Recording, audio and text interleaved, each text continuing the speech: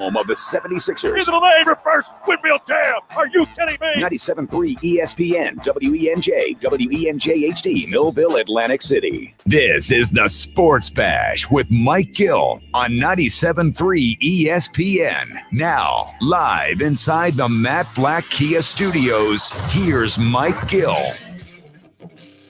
And a good Wednesday afternoon, everybody. Welcome to another edition of the Sports Bash live on 97.3 ESPN, the free mobile app, and live video streaming on our website, 973ESPN.com. What's going on, everybody? Good to see you live in the stream. Oh, boy. So I woke up to a doozy today, as many of you probably did if you checked out our website, 973ESPN.com. You should make sure that you wake up and check the website out every day, at least on the hour, as new news keeps emerging. NFL free agency opens at 4 o'clock today. The Eagles don't seem to be a big player in that, but that doesn't mean they don't have their eyes on bigger fish. We talked about it yesterday. With Howie Roseman as the GM of the team, we have become so accustomed to them constantly being in play for the big free agents, right? Their name is always attached to anybody who has a name that gets released or anybody that has a name that's a free agent. We always will hear the Eagles are interested. The Eagles have interest. The Eagles are calling. Well, when I woke up this morning and I started to go through and get ready for the show, I said, well, there's a show. That's something right there. NFL insider Jason La Canfora, hello. I don't know that this is off the wall, if this is just totally out of right field. I don't know if this is just trying to connect dots, because there's a part of the article. I want to kind of start from the back of the article and head to the front. And in the article, it says, the Eagles are always among the most aggressive exploring trades, and general manager Howie Roseman is a willing deal maker, as there is in the NFL. Blockbuster trades are particularly a specialty, including unconventional deals. Some in the Eagles brass would try to poo-poo the idea of their interest by noting there must be about 30 teams paying close attention to this situation. But my sense is this is much more than an idea on the periphery. I get the sense this is something ownership and management would very much like to happen. Quote, I hear that it is very much at the ownership level, as one league source put it. Quote, no action for the Eagles. It has to be killing them, one GM said. Another GM, quote, would Howie trading for Deshaun Watson surprise me? No. There you go. So, Deshaun Watson to the Eagles, crazier things have happened. Do not discount it, is how Jason La Canfora puts it at CBS Sports Today, that the Eagles would be a strong suitor for quarterback Deshaun Watson. Now, let's peel the onion off a little bit here and try to see if this makes any sense. Well, yes, of course it does. Of course it makes sense. Except for the wild quarterback ride that the Philadelphia Eagles have taken us on over, I don't know, since week 13 of the NFL season, when they benched their starting quarterback and number 2 overall pick in the 2016 NFL draft, Carson Wentz. When they benched him, replaced him with the guy that they drafted in the second round of the 2020 NFL draft. At that point, the turbulence began. And we were on a ride that has led us to Carson Wentz is traded. And now an initial report that suggested they wanted to bring in a veteran quarterback to kind of push Jalen Hurts. Well, then it was reported that no, in fact, the owner would like to see the job go to Hurts and build around him, not compete with him. All right, I'm on board with that. Except if you tell me I can get Deshaun Watson. At that point, I might change my mind on letting Hurts just have the job. I would imagine Hurts would be involved in any such trade. But if you told me I can get Deshaun Watson. I can get behind that. What say you? 609 403 0973. 609 403 0973. That's the text. If you're watching the stream, love to get your take on that. Deshaun Watson push your pile? It certainly pushes mine. I don't know how many people out there could really legitimately tell me, nah, I'm not all that interested in Deshaun Watson. And if you are, I'd like to hear from you. Tell me why. Here's something that I think we all need to kind of keep in mind. In this report, it suggests that ownership is very much involved in this. And that's why you might have to put a little credence behind this, because now everything that we have learned over the last 2 to 4 months is that Jeff Lurie and the ownership group is a little too involved for our liking. But guess what? If being too involved means I end up with Deshaun Watson, I'll give you a handshake. Jeff Lurie gets a pat on the back from me. If Jeff Lurie's the guy who has the stroke to pull this off, Jeff Lurie, guess what? Handshake from me. And I would have to imagine all the people out there who are Howie Roseman haters would somehow have to put their tail between their legs and suck it up and say, how did Howie Roseman get that done and get Deshaun Watson here? Because for my money, Deshaun Watson is at basically a top 5 level in the NFL. I mean, I have to put it in the rankings off of last year is kind of tough. He did not have a great year last year. And some might say, okay, well, he didn't have Hopkins. Does that mean he's not as good? He still had a very good season last year, even devoid of any talent at the wide receiver position. I mean, they had nothing out there. That team was terrible offensively. So if you look at this situation and read this report, which it's a long one, it's not a Jeff McClain 6,000-word one, but many people out there, look, Deshaun Watson last year almost had 5,000 yards passing. He had 33 touchdowns and 7 interceptions. And I'm here telling you that wasn't even one of his best years. Blake Winters is watching the show on Facebook. What's up, Blake? Says, I'm giving up 3 first-round picks, the conditional pick we received from the Colts, Jalen Hurts, Brandon Brooks, Zach Ertz, and a second-round pick right now.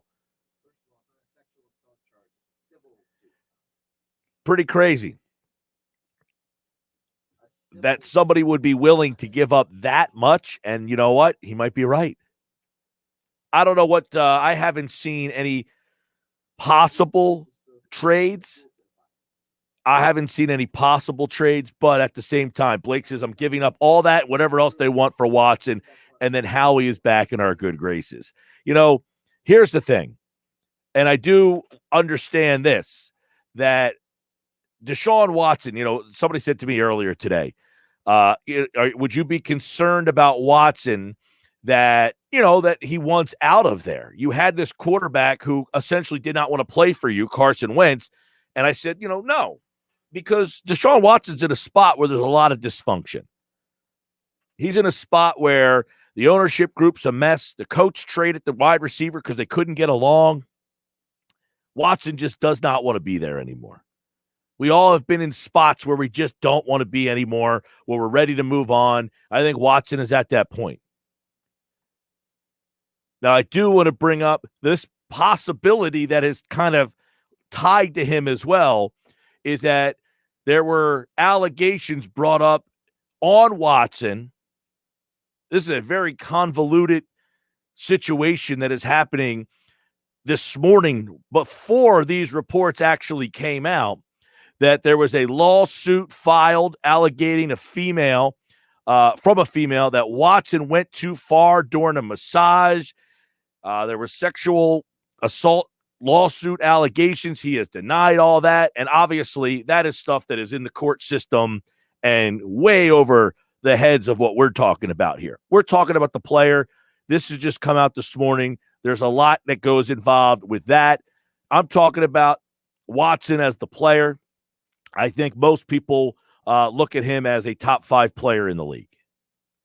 I mean, he plays the position the way you would want it to be played, complete 70% of the passes over, I mean, he almost threw for 5,000 yards this year. In his career, 104 touchdowns, 36 interceptions. Tremendous. He runs, accurate, winner, all of the things that you'd be looking for. I mean, if you were able to pull off that deal, it is a pretty big deal.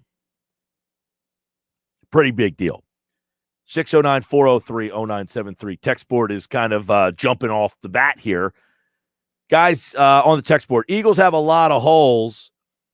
With that being said, the quarterback is the most important player on the field. Trade this year's one and the one next year, the Colts pick, that could be the one.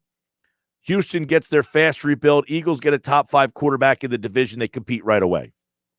Yeah, I mean, there's a lot of interesting things here. The Eagles have a lot of draft picks this year. They've got, by the way, that wonky thing that happened last night. Did you see this with Marquise Goodwin?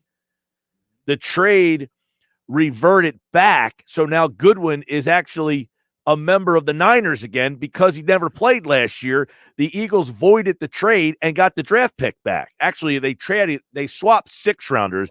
I think they ended up getting a 7th-rounder in return. So Goodwin goes back, and that made them cap compliant. When Goodwin left, the Eagles became cap compliant. You think Roseman had that in his back pocket, just waiting for the moment to pull that one out? Like, all these people don't think we can do it. I got this one for you. Ha-ha! Marquise Goodwin, you're going back to San Francisco. Ding, ding, ding. You are now cap compliant. So 2 points there for Howie Roseman, I guess. 609-403-0973. More on the text board. What would the Eagles have to give up for Deshaun Watson? A lot. A lot. There's no question. A lot. You would probably including the 6th pick in this year's draft, I would imagine. Most likely Jalen Hurts. So you're starting there with Hurts and the 6th pick. And that's just the starting point, I would imagine. In this article, the interesting part, it says, do not discount the Eagles as a strong suitor for Deshaun Watson. Too many sources with ties to ownership have whispered that sentiment my way for me to ignore. The Eagles are among the most aggressive teams in the league exploring trades, and Howie Roseman is always a willing deal maker.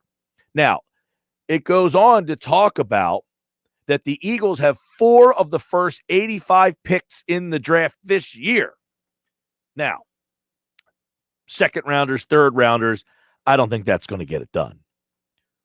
But it says landing Watson in his prime on the fair market term deal is worth a similar package of what you gave up to get Carson Wentz, which was the 8th pick, the 77th pick, the 100th pick in the 2016 draft, plus their first pick in 17 and in 18.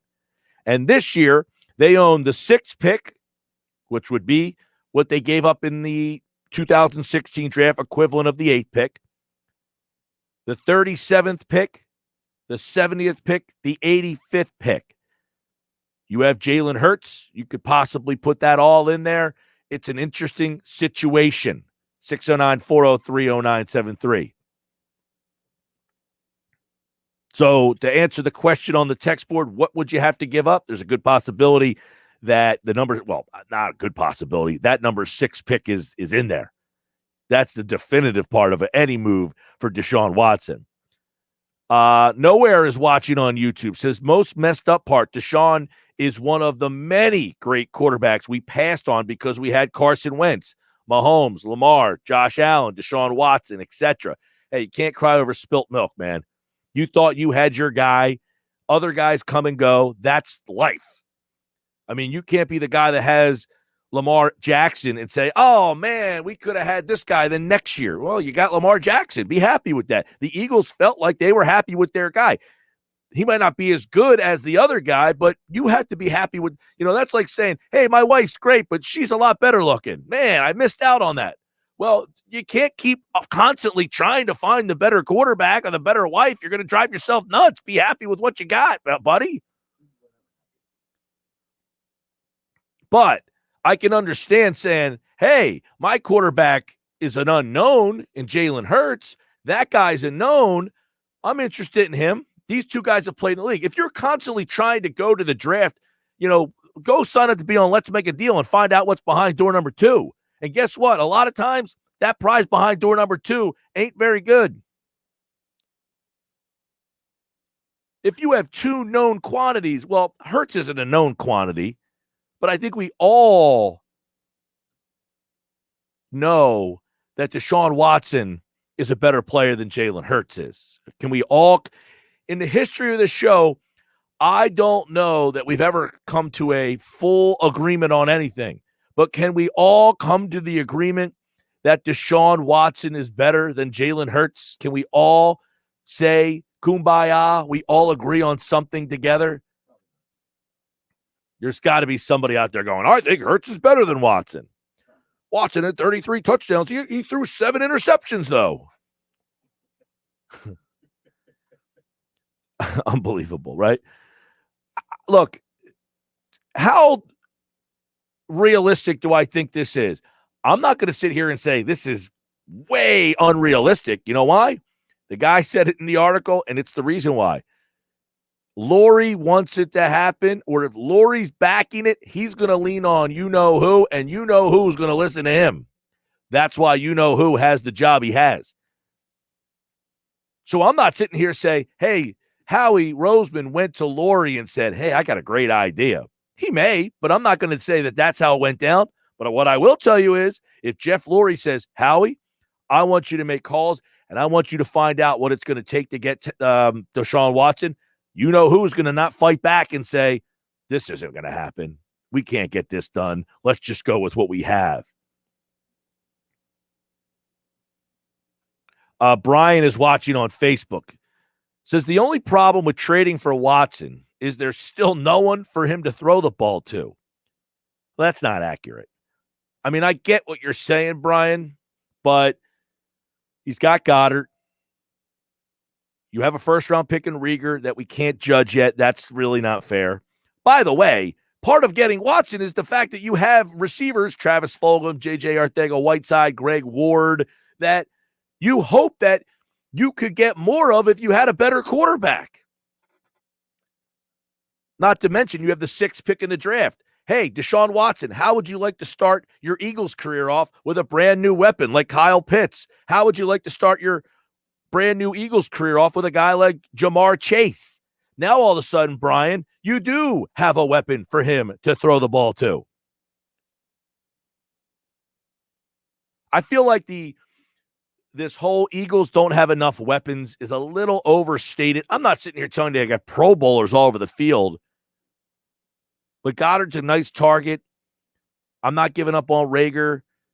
You got Sanders out of the backfield. If you bring in, look, the way that I read that Jeffrey Lurie piece about Jalen Hurts is let's go get him some help. And let me tell you something. If they bring Deshaun Watson in here, they ain't going to neglect bringing help in for him. They're going to say, let's go. How about the report that Jeff Lurie was pissed that the Eagles won the game against the Packers by running the ball so much? If that doesn't tell you everything you need to know about where this direction of this offseason might be heading, my gosh, could you imagine winning a game 38-7? I don't know what the score of that game was, but who cares the method that you want? That's like someone saying, Ben Simmons only scored 6 points. Well, Tobias Harris had 40, and they won. Who cares how many points Ben Simmons scored in a win? Here's a bag of free money. Oh, it's too heavy. We are just cooking on this Wednesday edition. Sports Bash Live, 97.3 ESPN. All right. This is, these text messages are coming in. I'm going to read them. We're going to react to them throughout the day. Keep them coming. 609-402, 403. I'm looking at these numbers coming in, and I see a bunch of 302. What's the 302s? Are they the Delawares? All these 302 numbers jumping on the text board here. Where all these people listening in Delaware today? That's good stuff. I like that. If you're in Delaware, keep them coming. 609-403-0973. 609-403-0973. Keep your text messages coming. I will be reacting to because today's the day. Today's the fun day. I had a guy text earlier during the national show. He said, you got guys on here talking about football the day before the NCAA tournament's on. I said, first off, today's the start of the NFL league year. Second off, the NCAA tournament doesn't start until Friday. And let me tell you something. 98% of the audience cares more about the start of the NFL league year than they do the NCAA tournament. And by the way, you're not going to find a bigger fan of the NCAA tournament than me, and I care more about NFL free agency and all the stuff going on today. And I love the tournament. But there's no way that tournament is bigger than what's going on today in the NFL. That's for sure. 609-403-0973. All right, I'm looking forward to your text messages, your comments if you're watching the show live. Live video, streaming the show, Facebook, YouTube, Twitter, at 973ESPN.com. Sports Bash today is brought to you by Matt Blatt Nissan. The all-new Matt Blatt Nissan is now open on the Black Horse Pike in Egg Harbor Township, next to Home Depot. Online, MattBlattNissan.com. So much going on. NFL free agency. The Sixers with a very impressive win last night. I'll tell you what impressed me the most about it. Coming up a little bit later, Paul Hudrick inside the Sixers. Jason Fitz today. Scott Lauber from the Inquirer. Going to talk Phillies later on in the 4 o'clock hour. Mosher for football at 4. The Sixers impressed me last night with something. I'll tell you what that was. Flyers are back tonight. A new name emerges in the Phillies center field battle. Go to our website to see what a Major League Baseball insider had to say about one of the center fielders on the Phillies. That's up right now at 973ESPN.com. All right, I'm back with more Sports Bash. Yes, Jeff Bone, it's St. Patty's Day. I didn't even realize it. It's like you don't even know what day or time or year it is anymore with this pandemic going on. But it was a year ago. The 16th was the last day I saw any civilization. I was out at a bar on the 16th and really haven't been back to one since. 1 year ago. Sports Bash. It's Philadelphia Flyers hockey tomorrow on 97.3 ESPN and the free mobile app with Tim Saunders and Steve Coates calling all the play-by-play action. Oh, big save by Carter Hart. The Flyers are at the Nassau Coliseum to face the Islanders tomorrow. Coverage begins at 7 p.m. It's Philadelphia Flyers hockey on the radio home of the Flyers in South Jersey. 97.3 ESPN. Today just got a little more exciting because you have the chance to win $184 million with Powerball. Talk about a way to really shake things up. So keep it interesting and take your shot because anything can happen in Jersey. On some models, excludes Corvette with GMF financing, excludes prior sales. See dealer for details. If you've been waiting for the best deal you can find on a brand new Chevy, then your wait has paid off big time. Right now, during Bennett Chevy's March Markdown event, you can save up to 25% off many of our most popular models. That's right. With Bennett Chevy's famous GM supplier employee pricing, plus you keeping all the rebates, that's up to a whopping 25% off MSRP. Plus, for a limited time, there's 0% financing available on our hottest Chevy models. Got an old beater? Get it to Bennett for an unbeatable $7,000 minimum towards any pre-owned vehicle in stock. That's at least $7,000. Imagine what we'll pay for a good trade. And our non-commissioned sales staff is paid on your satisfaction, not how much you spend. So buying at Bennett's always a pleasure with no need to negotiate, plus there's never any sales pressure. Get to Bennett Chevy during our March Markdown event and find new roads. Bennett Chevy, Egg Harbor Township, and BennettChevy.com. What if there was a way to improve your well-being, strengthen your immune system, improve your mental health, and give you more energy without you having to lift a finger? Sounds too good to be true. Nothing can do all that. Actually, sleep can do all that and much more. This week is National Sleep Awareness Week, and Atlantic Sleep Health in Galloway wants you to sleep better now because we know better sleep means better health. Sleep can even help vaccines be more effective. Don't wait. Go to AtlanticSleepHealth.com. That's AtlanticSleepHealth.com and start sleeping better now. Switch to T-Mobile for Business and get up to 90 days of service free via virtual rebate on your business plan. You get a great deal, the largest 5G network, and first-class benefits like Microsoft 365 on us. It's better for business and only with T-Mobile for Business. Limited time offer. Stop in-store for details. Plus taxes and fees for some plans. Virtual Express MasterCard within 8 weeks of receipt of valid submission. Complete port within 60 days. See T-Mobile.com for 5G devices coverage and plan details. Was 2020 full of dings, dents, and scratches? Using your tax refund at Maaco can help. Refresh your ride with your refund at Maaco to undo a little bit of last year. Head to Maaco.com to get a free online estimate today. Better get Maaco. Hey, Jersey, the wait is over. The all-new FanDuel Sportsbook is now open at Bally's in Atlantic City. They've got big chairs and even bigger TVs. You can bet on all the games in style. This is your chance to win big. You'll feel like an all-star. Just stop in right off the boardwalk. The all-new FanDuel Sportsbook at Bally's, now open in Atlantic City. 21 plus and present in New Jersey. Gambling problem? Call 1-800-GAMBLER. Dell's semi-annual sale is the perfect time to power up productivity and gaming victories. Now you can save what Dell employees save on high-performance tech. Save 17% on the latest XPS and Alienware computers with Intel Core processors. Plus, check out exclusive savings on Dell monitors, headsets, and accessories for greater immersion in all you do. Upgrade today by calling 800-BY-DELL. Again, that's 800-BY-DELL, or you can visit Dell.com/semi-annual sale. As a dentist, I know what my patients are saying. Mm-hmm. She says her gums are irritated. Mm-hmm. Is there anything you can do? You can try new Crest Advanced Gum Restore. It detoxifies below the gum line to restore your gums back to health in just 7 days. You skipped the New Year's sales, waited out the weather in February, and lucky you, the deals at Sport Hyundai just got way better. For starters, there's 0% financing and no payments for 90 days. After that, very small payments, just $109 for an Elantra SE. The Loaded Value Edition is only $10 more. Just a couple Hyundai Spring Upgrade specials at Sport. Get offer details at sporthyundai.com, where Hyundais really do cost less. You can watch the Sports Bash live now on Facebook, YouTube, and Twitter. Search 97.3 ESPN or visit our website, 97.3ESPN.com. All right, Sports Bash Live, 97.3 ESPN, the free mobile app. Watch the show live at 97.3ESPN.com. Got the live video going, of course, for you guys out there. If you're watching in the stream, share the show. If you're on Facebook, Twitter, YouTube, put that link out there. Let everybody get involved. We got a lot of text messages coming in. I like when the text messages come in and we can react to them. 609-403-0973, 609-403-0973. I got this thought on the Sixers I want to share in just a bit, but I want to go to these text messages and get your guys' thoughts as well. Watson had the stats and the intangibles, but his leadership qualities are missing. Too many problems in the Houston locker room.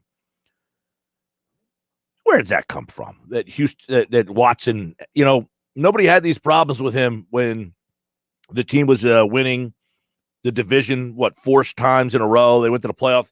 They never won a playoff game. They weren't a very good team. Deshaun Watson, come on. His leadership qualities are missing. That is one of the things that got him drafted where it did. The fact that he became the player that he did was more of the surprise. It was the fact that he was the leader of Clemson that won national championships, the intangibles. His leadership qualities were not questioned. That's what made him the guy that people were intrigued by. Look, Deshaun Watson, 104 touchdowns, 36 interceptions. Completion percentage, 67.8%. He's run for 17 touchdowns. This is one of the premier players in the league. If you're telling me you can get this guy, if you're interested and you can get him, you go get him. You don't just say, you know what, we'll make a call, see what they want. No, you make the call with a package that opens their eyes. That's what you do. That's how you do this thing. I don't think you question his leadership abilities. I don't know where that would come from. I mean, is it the fact that he doesn't want to be in Houston anymore? You ever have somebody you work for that you just don't want to work for anymore? You work at a place and you're like, man, I hate it here. But you don't have another option, so you stay and you just hate it and hate it and hate it. Deshaun Watson has another option. Many of us don't. We might hate where we are, hate the people we work for, but we don't have another option. Deshaun Watson, and by the way, I'm not saying I hate, I'm just saying many people out there have that. Deshaun Watson hates where he works. He doesn't want to work there anymore. Now, some of us would say, oh, you sign the contract, you play it out. Yeah, of course. We all like to feel like that's the way it goes. But things have changed. Bill O'Brien was the coach there. They had DeAndre Hopkins. They traded Hopkins away. Apparently, the owner is not the easiest guy to play for. A lot of dysfunction down there in Houston. It happens. More text messages. I don't care what quarterback you put on that team. If you don't have anyone to throw the ball to, it won't work. Well, that one we kind of addressed. The fact that they don't have that number one stud receiver doesn't mean they don't have people that they can get by with. They have the 6th pick in the draft. They can take a guy with that 6th pick. They've got Goddard, a very good tight end. They've got Rieger, a first-round pick that you're hoping. Look, the guy was hurt last year. Disappointing. Not questioning that. He was disappointing. But you're hoping that Rieger is much better than what you saw last year. And if he's not, disappointing. Fulgham played very well at spurts. Don't know what he is. Arcega-Whiteside, been very critical of. I'm not going to sit here and tell you that he's going to be any better, but maybe Deshaun Watson, a quarterback of his magnitude, would get more out of him. Greg Ward, they've got enough pieces that they could be a good offense. You add a pick with number 6, that would certainly help. But to say they don't have anyone to throw the ball to, that could be fixed with pick number. Well, here's the problem. If you trade for Watson, you're giving up the 6th pick, so you probably wouldn't have that pick anymore. That's fair to say. Andrew checks in, says, right now, Watson is definitely the better quarterback than Hurts, hands down, but we don't know what Hurts will transform into the future. That's fair to say. I think it's fair to say that Hurts is not going to turn into Deshaun Watson, and I like Hurts. I'm okay with. Look, I said I'd start Hurts. I wouldn't bring a guy in to compete with him. I'd start him. But if I can get Deshaun Watson, I'd change that. Pat and Summers Point, I'm all in on Watson, but keep in mind you won't be able to get weapons for Watson by trading all your picks. That's fair. You probably are right, Pat. You would not have the number 6 pick in the draft if you end up trading Watson. For Watson, I should say. This text message. No way you will be able to get Pitts, Chase, and Watson. Well, I didn't say you're going to get both of them. I said you can possibly get one of the two if you didn't trade that 6th pick. But I would imagine you would have to include that 6th pick in any deal to get Watson. So, yeah, adding Pitts and Chase, I did not indicate that. I said you can maybe get one or the other if you don't trade that pick to get Watson. But I would imagine you would have to include that number 6 overall pick. I don't think you're getting a player like Deshaun Watson without including that number 6 overall pick. 609-403-0973, 609-403-0973. All right. So more text messages. Keep them coming. I'll continue to react and read them. This report essentially, is suggesting do not count the Eagles out in a major trade. Do not discount the Eagles as a strong suitor for Deshaun Watson. That's what the report says. Do not count them out as a strong suitor for Deshaun Watson. Look, if I thought it was completely off the wall, I would spend very little time on it. Now, this isn't happening. This is a joke. But Jeff Lurie, if he wants Deshaun Watson, and I don't have any reason to think that he wouldn't, of course Jeff Lurie would say, you know what? I like that Deshaun Watson. He wants to be traded. Howie, why don't you make some calls? I mean, he knows Roseman is the guy that could pull the trigger on a deal of this magnitude. He's done it plenty times in the past. Jay is watching on YouTube. He says, this would be the worst thing we could do, trading all those picks away with all the holes we have all over the roster. Well, Jay, you make an interesting point. They have 9 picks, I think, this year, maybe 10. You have 10 picks this year. You have a lot of holes. No question about it. You are absolutely right. How many picks, though, are you giving up in this draft? I could possibly give you my number 6 overall pick this year. I have 2 thirds, so maybe I give you a third. And that's all for this year. That still leaves me with, I think, 8 picks in this year's draft. I still can fill a bunch of holes with 8 picks in this year's draft. Now, how many picks am I giving in the years after? I've got that conditional Colts pick. I still have my own first-round pick. So if I give you that conditional Colts pick or my own first-round pick, I still have another pick in that first round, most likely. Now, I would rather give up the conditional Colts pick than my own pick, but it still leaves me with a first-round pick most likely next year. So I can afford to give up this year a third, that conditional pick next year that's most likely going to be a first. It wouldn't be until if I included a first-round pick 2 years from now or 3 years from now, really, not this year, not next year, the following year, that I would be devoiding myself of my own pick. So, Jay, I understand with what you're saying, and you make a decent point, but I think the Eagles have enough picks this year. They have multiple picks in the third round, and they have a potential of multiple picks in the first round next year that they can say, all right, I'll give you my number 6 for Watson. There's the trade-off. You get my 6, and I get Watson. Now I'm going to start giving you, I'll give you the third. I have another third. I'll give you this conditional because I have another first. So I still have everything of my own left. Now, you're going to have to include more than that. I understand that. But by that point, by the time I start giving things away that are mine, I would have hopefully filled a bunch of holes.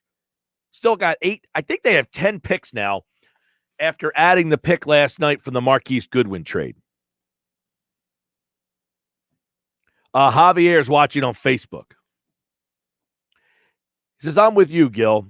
Having Watson will have the weapons. We have to remember that Wentz was not looking down the field so much as Watson will be looking down the field. Look, I'm not here to rip Wentz any further than I did during the season. He had a good run. He had a terrible year. Watson's a better quarterback than Carson Wentz is. He just is. Right? He just is.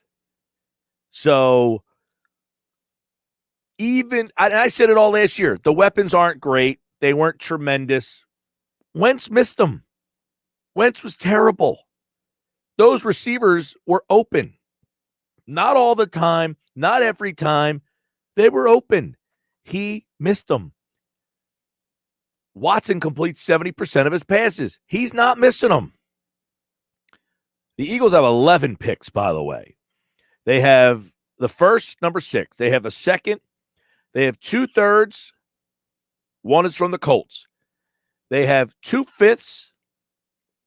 They have 3 sixes. They just got a compensatory pick in the 6th round. That one was, they got 2 compensatory picks in the 6th.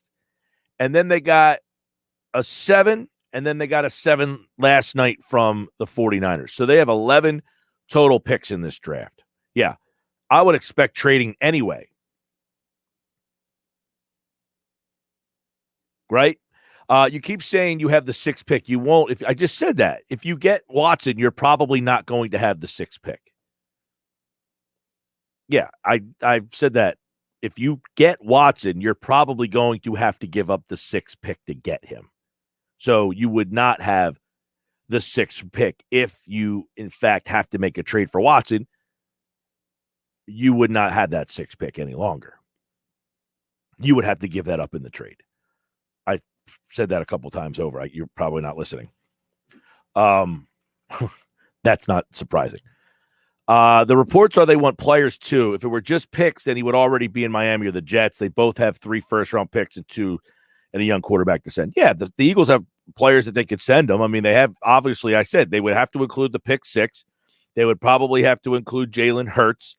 And I mentioned a third in this year's draft, either yours or the Colts, because you have the Colts third this year and you have your own. You would likely include the conditional, first-round pick in next year's draft that is coming from the Colts.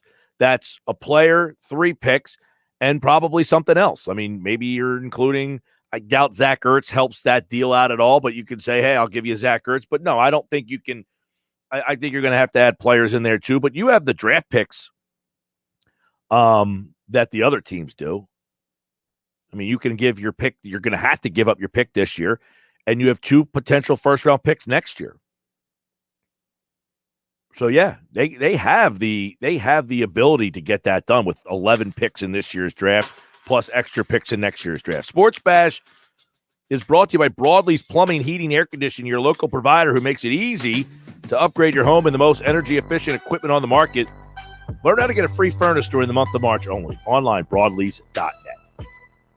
Keep the text coming, 609-403-0973. I see some more messages coming in on the video stream. We'll keep those going up on the video. If you're watching the show on Facebook, YouTube, or Twitter, hit the share button. Hit the subscribe button if you're on YouTube so you can get alerts for when the show goes live. A lot going on.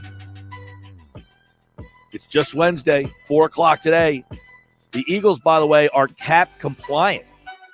So they are free to start signing free agents if they want to dip their toe in the water. By the way, another Phillies story is happening. We will get into that as well. Plus, another center fielder has entered the fray. Go to 973ESPN.com right now and find out what a Major League Baseball insider had to say about who should start in center field for the Phillies. It's up right now at 973ESPN.com. Get ready for the madness. Coast to coast, got it. March Madness is coming to 97.3 ESPN. Today just got a little more exciting because you have the chance to win $184 million with Powerball. Talk about a way to really shake things up. So keep it interesting and take your shot because anything can happen in Jersey. Bigger, better, Boardwalk Honda. Bigger, better, Boardwalk Honda. Looking to upgrade? Get to Boardwalk Honda. Take advantage of fresh savings during the Honda Dream Garage Spring Event. Right now, lease a new 2021 HRV LX all-wheel drive for just $89 a month for 36 months. Or lease a new 2021 Civic Sedan LX front-wheel drive for $119 a month for 36 months. Plus, browse our entire selection of pre-owned and certified pre-owned Hondas. We have it all from store to shore. We're sure to have the vehicle you want at the price you want. Accord, Civic, CRVs, you name it, we have it. Plus, we work with all credit situations. Boardwalk Honda partners with over 25 top financial lenders, so we'll help you get approved and on the road in your new Honda in no time. Visit Boardwalk Honda today, located in Egg Harbor Township, or shop online at boardwalkhonda.com. And remember, from Maine to Miami, nobody beats a Boardwalk deal. Call us toll free at 844-890-3390 for more details. Boardwalk Honda. Hey, James, that order just doubled. We got to move fast here. Indeed knows unexpected growth can stretch your business thin. Somebody pick up that phone. Like at Luca's Gourmet Frozen Pizza Company. To operate at scale, he needs to get started hiring right away. I need Indeed. Indeed you do. And the moment you sponsor a job on Indeed, you get a short list of quality candidates from our resume database. Visit Indeed.com/credit and get a $75 credit for your first sponsored job post. Terms and conditions apply. March's biggest tournament is finally here, and DraftKings Sportsbook, America's top-rated sportsbook app, is putting new customers in the center of the action. Bet $4 on an underdog, win $256 if they win. It's that simple. Pick one of the many select college basketball underdogs for your shot at winning $256. All it takes is a $4 bet. Don't worry, if college basketball isn't for you, DraftKings Sportsbook offers great odds and promotions on golf, hockey, and so much more. Download the top-rated DraftKings Sportsbook app now and use my code 973 when you sign up to turn $4 into $256. If the underdog of your choosing pulls off the upset, that's code 973 for a limited time only at DraftKings Sportsbook. Must be 21 and older. New Jersey only. New customers only. Restrictions apply. See DraftKings.com/sportsbook for details. Gambling problem? Call 1-800-GAMBLER. And now more Straight Talk from Straight Talk. The big wireless companies say they're the only way to get the best coverage. Because they've got like a gajillion cell towers? Something like that. But Straight Talk Wireless runs on those same towers, so you get the same great networks for up to 50% less. I wonder if they're counting that one in Kickapoo, Kansas. Oh boy. Switch today and get our unlimited plan for just $45 a month with 25 gigs at high speeds and no contract. Straight Talk Wireless, no contract, no compromise. Savings may vary. See straighttalk.com. Does learning a language feel like this? No habla español? Hablo. It's hablo? Yes. It's hablo. When you learn a language, you want to actually use it. Babbel is designed with that goal in mind. Since my husband is from Guatemala, I'll apply what I've learned in Babbel to our real life situations. The app is so easy to use and it's so practical. It helps you learn things that you will actually need. Babbel, language for life. Celebrating 10 million subscriptions sold. Now try Babbel for free at babbel.com. That's babbel.com. BABBEL.com. Say goodbye to winter and hello to spring with Radiant Skin from Dr. Lyle M. Back's Cosmetic Surgery Center of Cherry Hill. Dr. Back offers plenty of things to wash away the winter blues, including Botox and fillers for smoother, fresher skin, the Hydrofacial for glowing skin, and microneedling for skin rejuvenation. If you are ready to refresh your skin for spring, call 856-MAKEOVER or visit iloveLyleBack.com. That's iloveLyleBack.com. Was 2020 full of dings, dents, and scratches? Using your tax refund at Mako can help. Refresh your ride with your refund at Mako to undo a little bit of last year. Head to Mako.com to get a free online estimate today. Better get Mako. Now, back to the Sports Bash on 97.3 ESPN. All right, Sports Bash is live on 97.3 ESPN, the free mobile app, and you can watch the show live on Facebook, YouTube, and Twitter. Go to 97.3ESPN.com. So, Josh, you're saying you have a question regarding how they could actually make this happen and get this done. Watson possibly available. Now, we know he's available. Right. The report is the Eagles ownership group, essentially Jeff Lurie, is saying, go after this guy. So what's your hang up here? Yeah, so my big hang up is, am I really to believe that the Texans do trade him? Which, by the way, John McClain came out yesterday basically and said this deal is going to happen at some point. He is getting traded. Yeah, most people around the league feel like they're calling the bluff of the Texans. And they signed Tyrod Taylor yesterday, and many people thought that was them showing their hand that we needed to do something to kind of have ready. Yes, exactly. We can't get caught here with our pants down. We got to have somebody here that can be a starting quarterback. Right. But my problem is that Adam Schefter reported that the Bears offered 3 first-round picks for Russell Wilson. Mm-hmm. And Jeff Darlington on ESPN said that it's a similar deal is on the table for Watson. And that Ryan Pace will do whatever it takes to rectify the quarterback situation in Chicago. So how would he signed Andy Dalton. Well, that's an insurance policy. Yeah, Nick Foles. But the point is that can the Eagles really offer the Texans more than a team like the Bears can? Here's the one thing.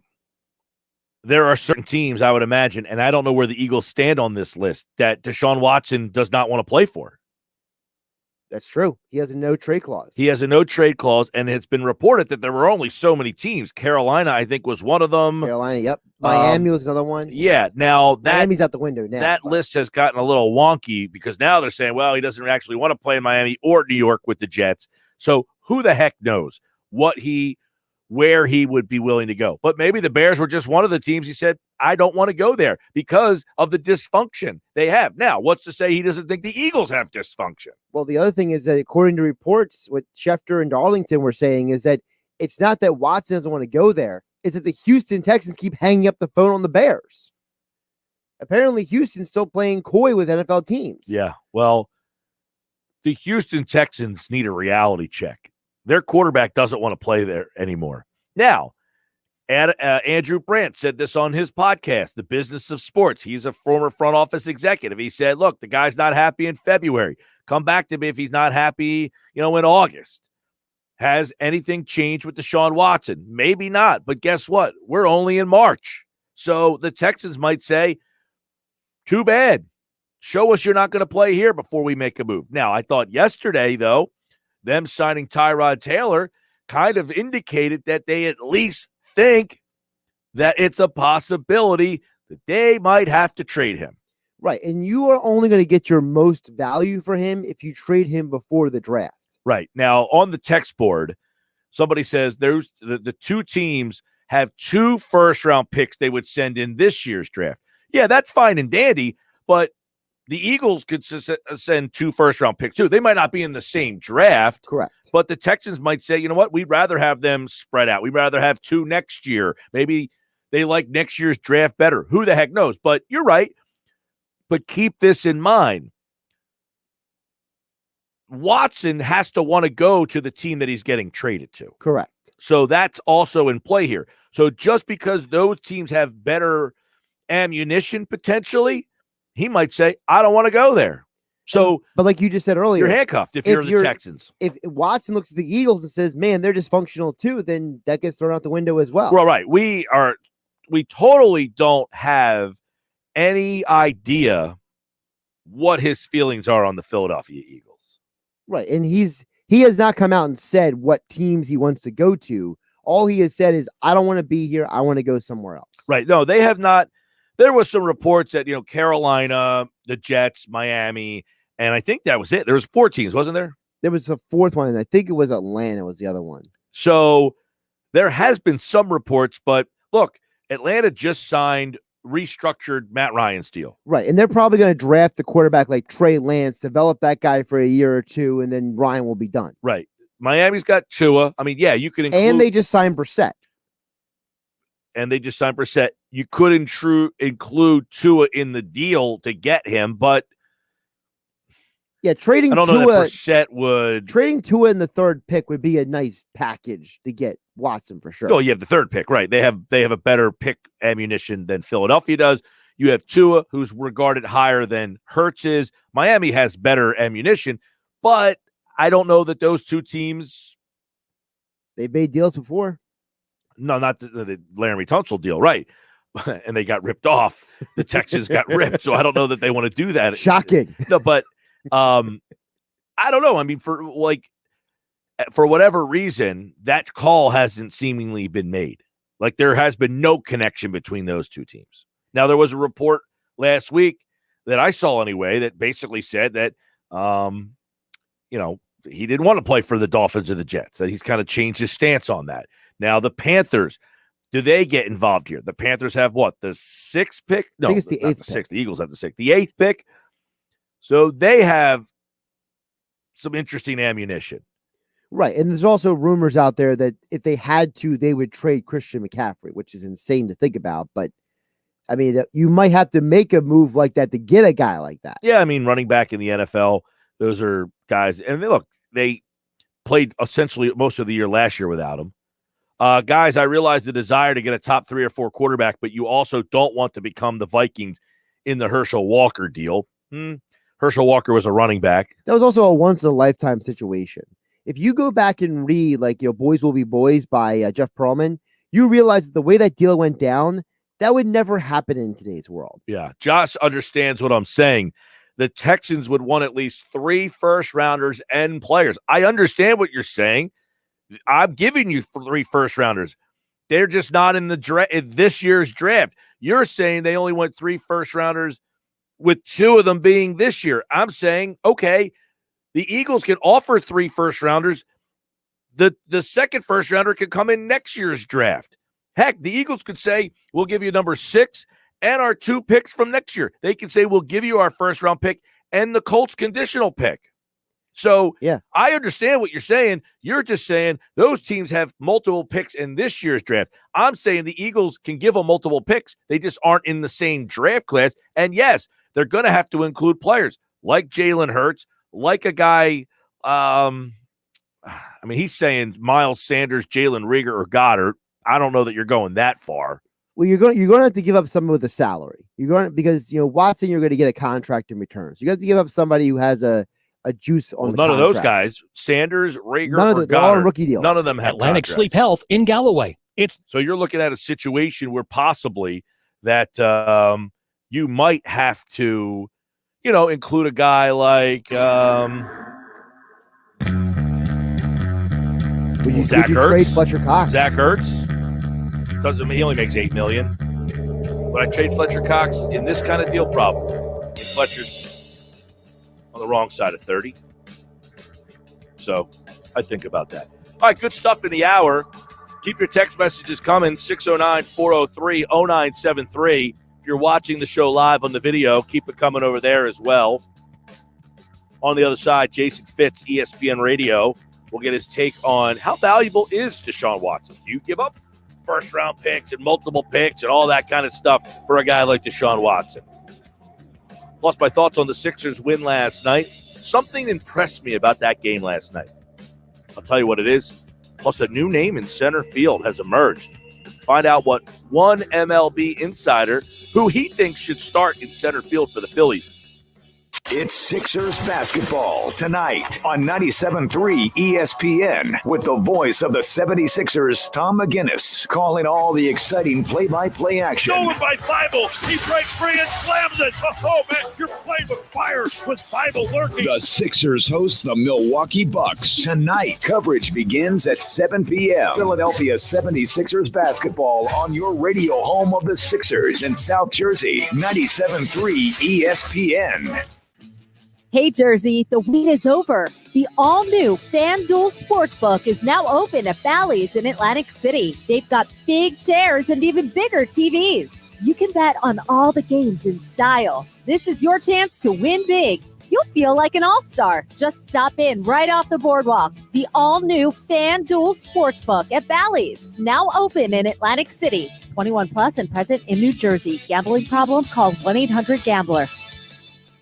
Dell's semi-annual sale is the perfect time to power up productivity and gaming victories. Now you can save what Dell employees save on high-performance tech. Save 17% on the latest XPS and Alienware computers with Intel Core processors. Plus, check out exclusive savings on Dell monitors, headsets, and accessories for greater immersion in all you do. Upgrade today by calling 800-BY-DELL. Again, that's 800-BY-DELL, or you can visit Dell.com/semi-annual sale. So maybe I shouldn't be sharing this, but you have to check out Kohl's. The athleisure styles we've all been living in, they're on sale. I saved on a Champion sweatshirt for my daughter, got an $11.99 Vans tee for my son, and picked up Adidas sneakers for my husband. Plus, I got 20% off and Kohl's Cash. So I'm totally going back for those Sonoma jeans. You know, for when I actually want to wear jeans again. Select styles, 20% offer ends March 21st. Some exclusions apply. See store or Kohl's.com for details. Switch to T-Mobile for Business and get up to 90 days of service free via virtual rebate on your business plan. You get a great deal, the largest 5G network, and first-class benefits like Microsoft 365 on us. It's better for business and only with T-Mobile for Business. Limited time offer. Stop in store for details.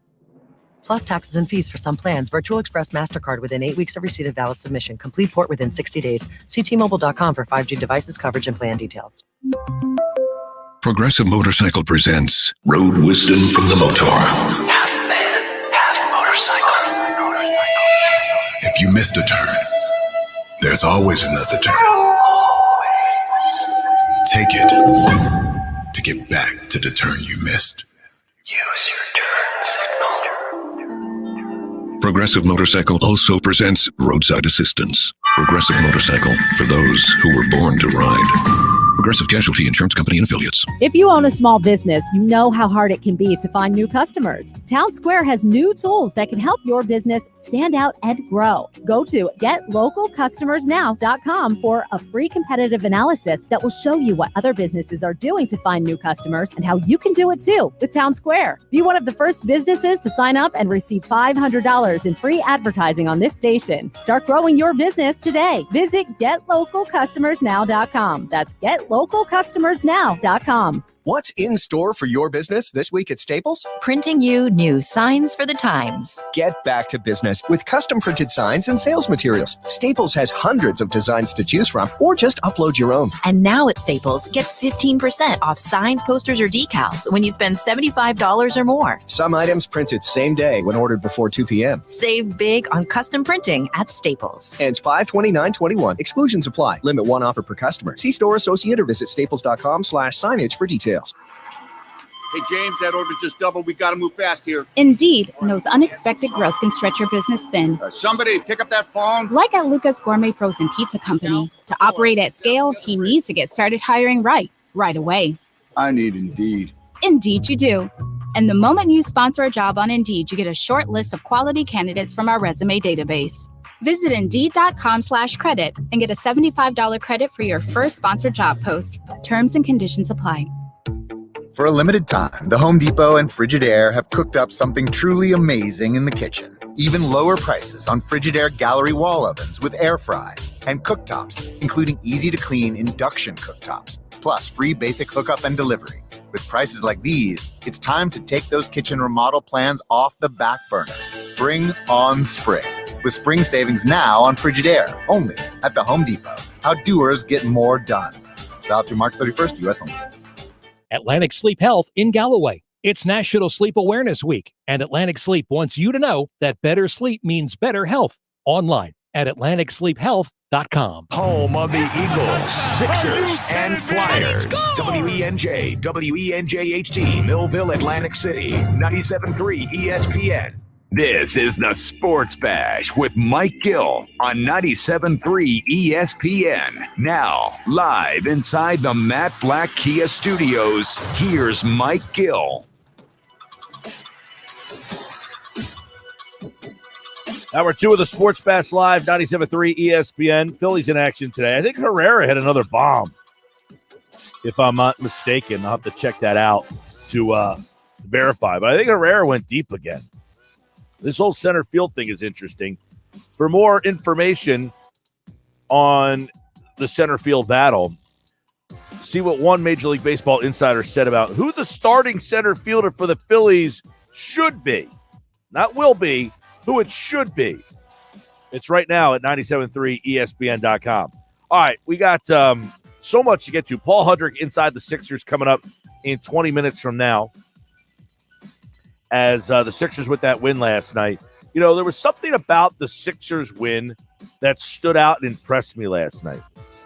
And keep this in mind. They're down last night, and I thought Ala Abdelnaby astutely pointed out that, hey, the Knicks were coming off back-to-backs, and they might kind of wear out. They actually, it looks like they did kind of wear out last night, and the Sixers had a really, nice fourth quarter defensively. They locked down. But what stood out to me last night is the defense that Tobias Harris played in the game last night. Forget the fact that he had, 30 last night in the game, I think he ended up with 30 points in the game last night. Forget that fact. But the way that he clamped down and played defense last night on Julius Randle, who was giving him problems. I mean, Randle was beating him up in the first half. I thought Randle was a handful for him, for the Sixers. But what stood out and impressed me the most last night about that Sixers win was the way that Tobias Harris essentially took the game over. I mean, he took the game over on both ends of the floor. That's where I want to give him the credit. He took the game over on both ends of the floor last night. He had a monster game offensively. 11 for 20, 4 of 6 from 3, got to the line, 6 rebounds, 2 blocks, a steal, 30 points. But it was the way that he played defense in the second half that I would say stood out to me the most in that game last night. So my big takeaway from that game last night was Tobias Harris stepped it up on both ends of the floor, but more importantly on the defensive end of the floor. That was tremendous. 14 points they gave up in that fourth quarter last night. Absolutely clamped down. Randle had a big game, didn't do much in the fourth quarter at all, and I give a lot of that credit to Tobias Harris last night. That Knicks team, they're okay. They're scrappy. You know, it's a shame. You look at that team, they have a draft pick in Obi Toppin. He doesn't give them much right now. Tilakina is a guy they drafted in the first round a couple of years ago. He doesn't give them anything. Knox, they drafted in the first round. He doesn't give them anything. They had 3 first-round picks that give them nothing on that team. Randall's turned himself into a hell of a player. I've always been a Randall fan. I mean, he's not the best player on a team, but, man, he would be a great number 3 guy for somebody. Barrett's turned into a decent guy. I mean, he's a second or third guy, probably more of a third guy. I mean, they're at least moving in the right direction, the Knicks, for the first time. And, my gosh, many people in our audience listening can't remember the last time the Knicks were any decent. The 90s, 98, 95, something like that. Back with the Cowboys. The Knicks and the Cowboys, the last time they were both good is just back in the 90s. We were all living a different life back then. I know I was, for God's sakes. The Knicks and the Cowboys were both good at the same time. Think about that. That's how long it's been for the Knicks and the Cowboys to be relevant.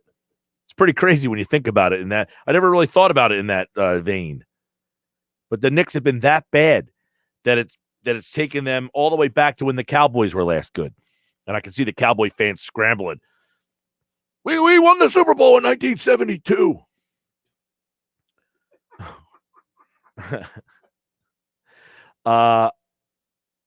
Couple text messages coming in, people watching the show on Tobias' second half D on Randall was impeccable.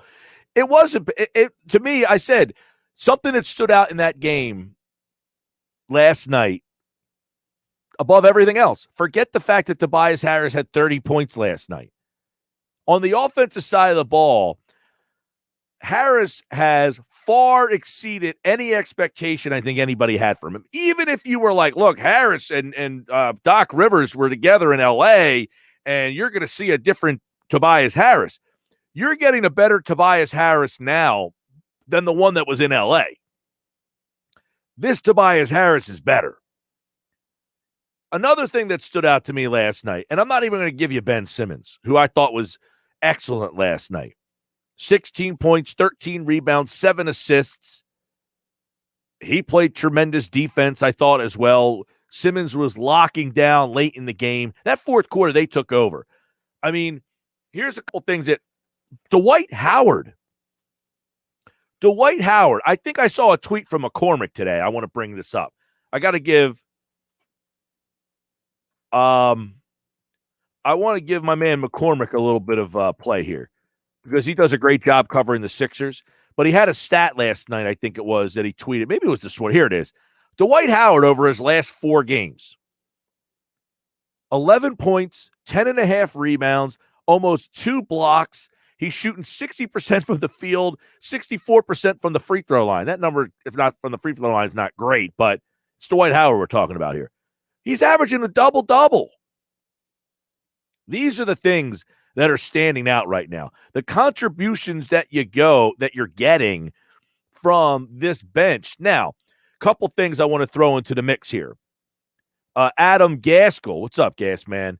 Watching on Facebook says, where was Danny Green late? Thibault played great D again. I'm glad you brought that up, Gas Man, because we talked about it yesterday during Inside the Sixers with Tom McGinnis, and I asked him about Thibault and whether or not his role is going to start changing in terms of, is Doc Rivers going to have to start finding more minutes for him? And McGinnis flat out said he's going to have to. And we talked about this with Hudrick on Monday, and Hudrick will join us in about 12 minutes from now for Inside the Sixers.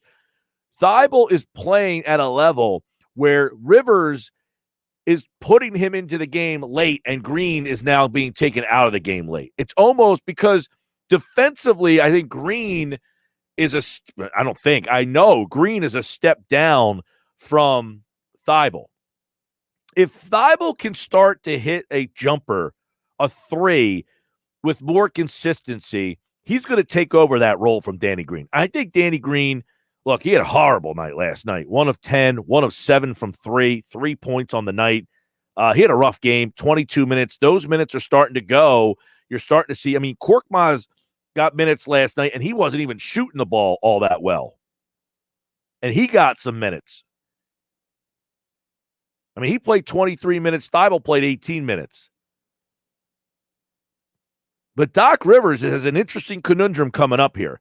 Well, here's two things. One, I think Doc Rivers, and we'll see how this plays out, I think Doc Rivers is preparing for Danny Green to not be here.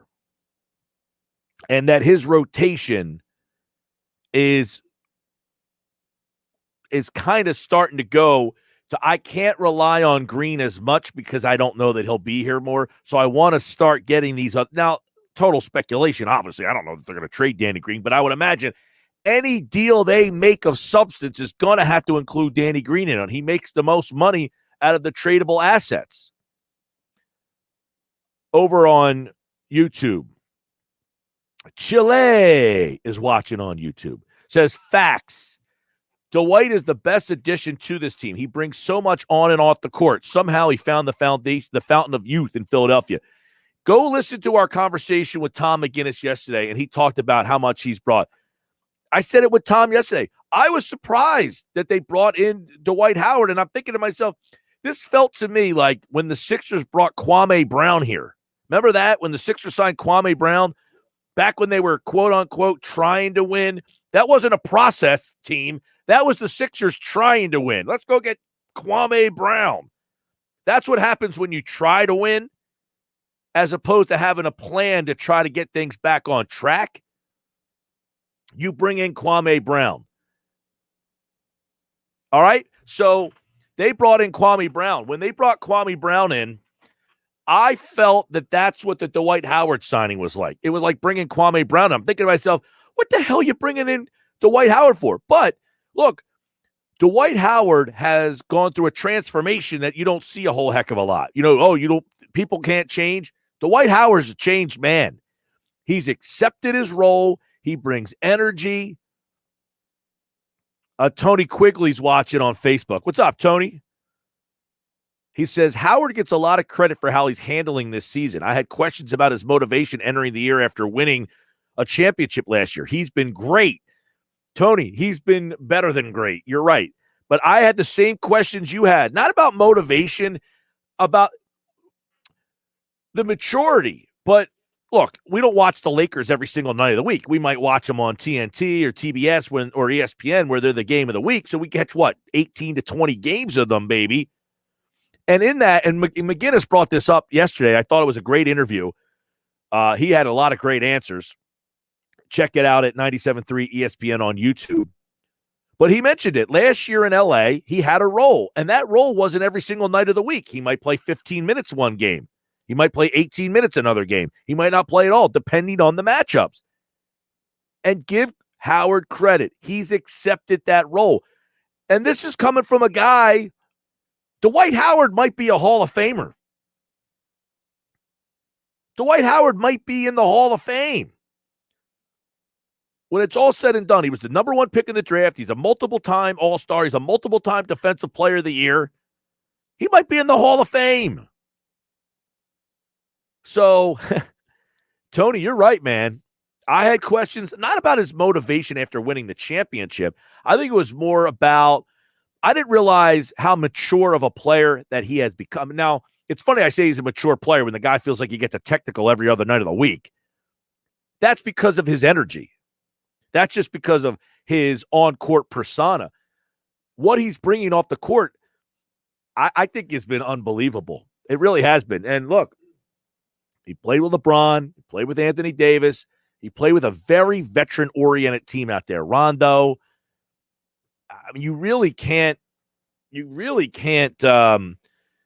discount what Dwight Howard has brought to the Philadelphia 76ers.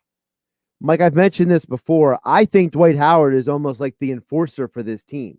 He's going out there and bothering other teams and distracting them away from the stars.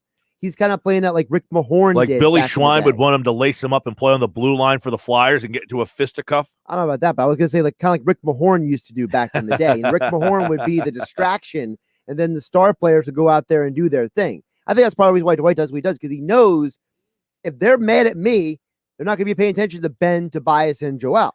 I think another thing they found out, by the way, is they have a couple options. This is going to be interesting to find out. Can Tobias Harris close a game out in the playoffs? Can Joel Embiid close a game out in the playoffs? We know that that's not Simmons' strong suit. How will that all play out? That's what we need to now. Over the next however many games they have left, my math's all off because they're only playing 72. I don't even know where they are. How many more times are they going to have a night where they need Tobias Harris to do what he did last night? That's what I need to see. By the way, Frank is watching on YouTube. What do you think about tonight's game, Mike? I think it will be very difficult to win, not impossible, difficult. I will get into this game. We've got Hudrick coming up for Inside the Sixers on the other side. We will talk about the game, but this is what I will say. They shouldn't play this game tonight.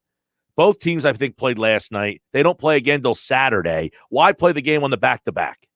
Play the game, let them play, have the night off. Why would you play this game on back-to-back when you didn't need to? That's one thing I would say. But, Frank, it's the first time they've played all season long. I am very intrigued by tonight because I think that the Bucks are under the radar this year because of COVID. Holiday was hurt, and they've been the team that's been the front runner the last couple of years. Now they're playing from behind. Should be a very interesting game tonight. Sports Bash is brought to you by Matt Blatt Kia.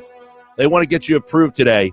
Matt Blatt, 6211 Black Horse Pike, Egg Harbor Township. All right, this is the Sports Bash. I'm Mike Gill. You know what's coming up next. It's our boy, Paul Hudrick. Who covers the Sixers better than Hudrick? Nobody.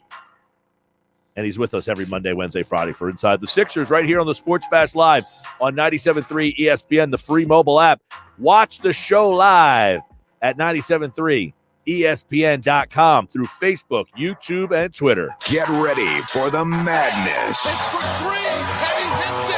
March Madness is coming to 97.3 ESPN. Oh, yeah, it's on at Matt Blatt Nissan. The all-new Matt Blatt Nissan is receiving a special allocation of new Nissans, and we need your trade. So get out of that old car, truck, or SUV and into a brand new 2021 Nissan Murano. $5,000 off MSRP, plus 0 down and 0% APR financing for 60 months on new in-stock Nissan Sentras and Altimas. Matt Blatt Nissan on the Black Horse Pike in Egg Harbor Township next to Home Depot wants to approve your credit today so you can drive a new Nissan with 0 down payment and 0% APR financing, plus our fast-track checkout online at mattblattnissan.com. So bring any trade to Matt Blatt Nissan on the Black Horse Pike in Egg Harbor Township or at mattblattnissan.com. On approved credit, negative equity will be refinanced into new vehicle. All factory rebates and incentives to dealer. Not all will qualify. 0% APR financing based on $1,333 for $1,000 borrowed. Murano, 8 to choose. Offers can't be combined. Call 888-731-5030 for all the details. It's on at Matt Blatt Nissan on the Black Horse Pike, Egg Harbor Township. Oh, yeah, it's on at Matt Blatt Nissan. For a limited time, the Home Depot and Frigidaire have cooked up something truly amazing in the kitchen. Even lower prices on Frigidaire gallery wall ovens with air fry and cooktops, including easy-to-clean induction cooktops, plus free basic hookup and delivery. With prices like these, it's time to take those kitchen remodel plans off the back burner. Bring on spring, with spring savings now on Frigidaire, only at the Home Depot. How doers get more done. Valid through March 31st, U.S. only. It's time for some straight talk. Tax returns could look a little different this year. So when the big carriers start trying to get you to splurge on the latest nonsense, just tune it out. With Straight Talk Wireless, you can get a Samsung Galaxy A51 for just $199. Plus, get our unlimited plan with no contract on America's best networks for up to 50% less. Tune out the nonsense. Tune into Straight Talk Wireless. Straight Talk Wireless. No contract, no compromise. Savings may vary. See straighttalk.com.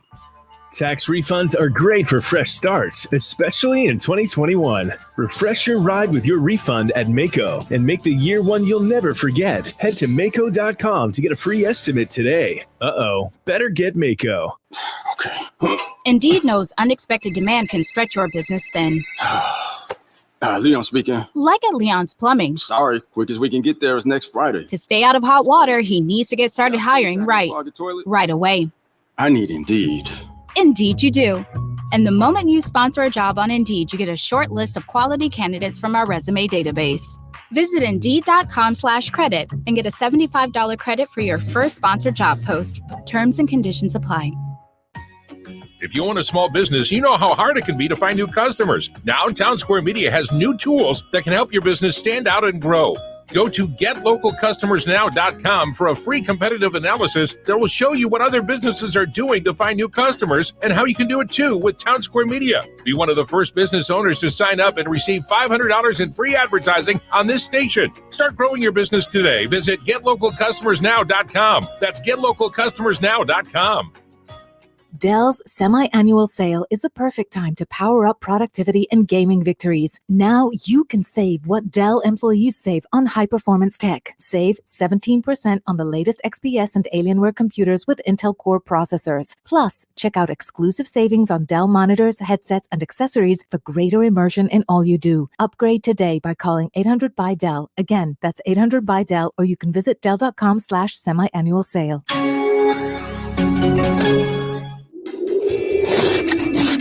You skipped the New Year's sales, waited out the weather in February, and lucky you, the deals at Sport Hyundai just got way better. For starters, there's 0% financing and no payments for 90 days. After that, very small payments. $174 for a Tucson SE all-wheel drive. A Santa Fe SEL with lots of extras, only $247. Just a couple Hyundai Spring Upgrade specials at Sport. Get offer details at SportHyundai.com, where Hyundais really do cost less. Today just got a little more exciting because you have the chance to win $184 million with Powerball. Talk about a way to really shake things up. So keep it interesting and take your shot because anything can happen in Jersey. You can watch the Sports Bash live now on Facebook, YouTube, and Twitter. Search 97.3 ESPN or visit our website, 973ESPN.com. All right, Sixers tonight, they take on the Bucks. 97.3 ESPN's coverage begins at 7. Kevin McCormick joins Josh tonight at 6:40. He was in the building last night. Paul Hudrick, I believe, will be in the building tonight. There he is. And, of course, he, like all guys, appeared via the Boardwalk Honda hotline as the Sixers take on the Bucks tonight. But had a nice, impressive win over a much better Knicks team than we've seen in past years. So we'll get into that with Paul for Inside the Sixers as the Sixers with I thought it was an interesting win last night. I mean, they're down. They fought their way back. But what impressed me the most, Paul, is something we don't talk a whole heck of a lot about, is the defense of Tobias Harris. We've all talked about how much notice he should be getting for what he's doing offensively, and we'll get to that. But I thought what he did to change up on Randall was the difference in that game last night. Yeah, I mean, first things first, Mike, you can't tell me that wasn't this much personal for Tobias Harris going up against the guy on Randall who obviously made the All-Star team when Tobias Harris didn't. So I think Tobias definitely had a little bit extra fire to him last night because of that. Randall, I think, went 2 of 10 in the second half, which is, considering how good he was in the first half and how good he's been this season, because Julius Randle has had a hell of a season, but for what Tobias Harris did was unreal. And, for all the criticism that maybe Tobias Harris has taken along the way, I think the one thing that none of us can deny is that this dude works. He works really hard, and he works on every year. It seems like he improves in an aspect of his game. Came into the league, was not a three-point shooter. Now he's a guy who's shooting over 41% this year. When he got to Philadelphia, was not a good defender. He's really worked on that. He's worked on his body to get, a little leaner and a little quicker, worked on his lateral quickness, and you're seeing it pay off. And Doc Rivers has even said that he was not this defensive player when he was in LA. And now you're seeing too, like, the facilitation. Like, I think he's, especially out of the pick and roll, you're seeing him find people more and more. So you have to give him credit, for any, if nothing else, for the amount of work and the improvement and the little things this guy does to just get better and better. Yeah, I know. I said earlier, there was a lot of people who thought, hey, he was his best with Rivers in L.A., and, that should make him better here. He's been a better player here, but he's a better player here than the version that he was in L.A. Agree or disagree? Without question, when you factor in defense, because I and it's funny because I vividly remember, I can't remember if it was from earlier this season or last year, where Ben Simmons literally laughed at a question about Tobias Harris's defense, saying he's not even the same guy he was when he got here, because he's just improved that much. So I think from that, offensively, he's having a pretty similar year to what he did when he was in LA, close. He kind of flirted with a 54-40-90 season that year and scored about 20 points a game. He's in that range right now. So when you add to that the level that he has played defense, And then the leadership he's added and the fact that he's doing it for a team that is the best team in the Eastern Conference.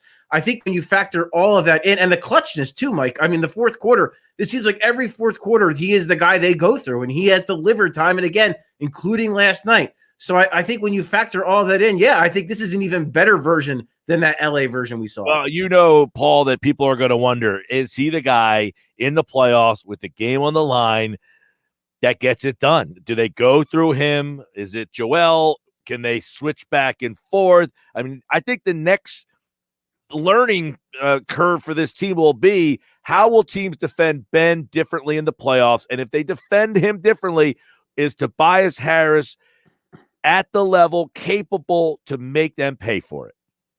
That's the $1 million question, right? I mean, because I can't answer it, and nobody can. We don't know if Tobias Harris plays like this and he plays at this level, and there's this physicality about his game. Like he's always been a physical player, but like it's on another level right now. He's straight bullying guys, including Julius Randle, who's not like a little guy. Julius Randle is a pretty strong dude, and he's taking. And I was really the other night against San Antonio, a guy like Jakob Poeltl, he's a pretty good defensive center. He's a pretty strong guy.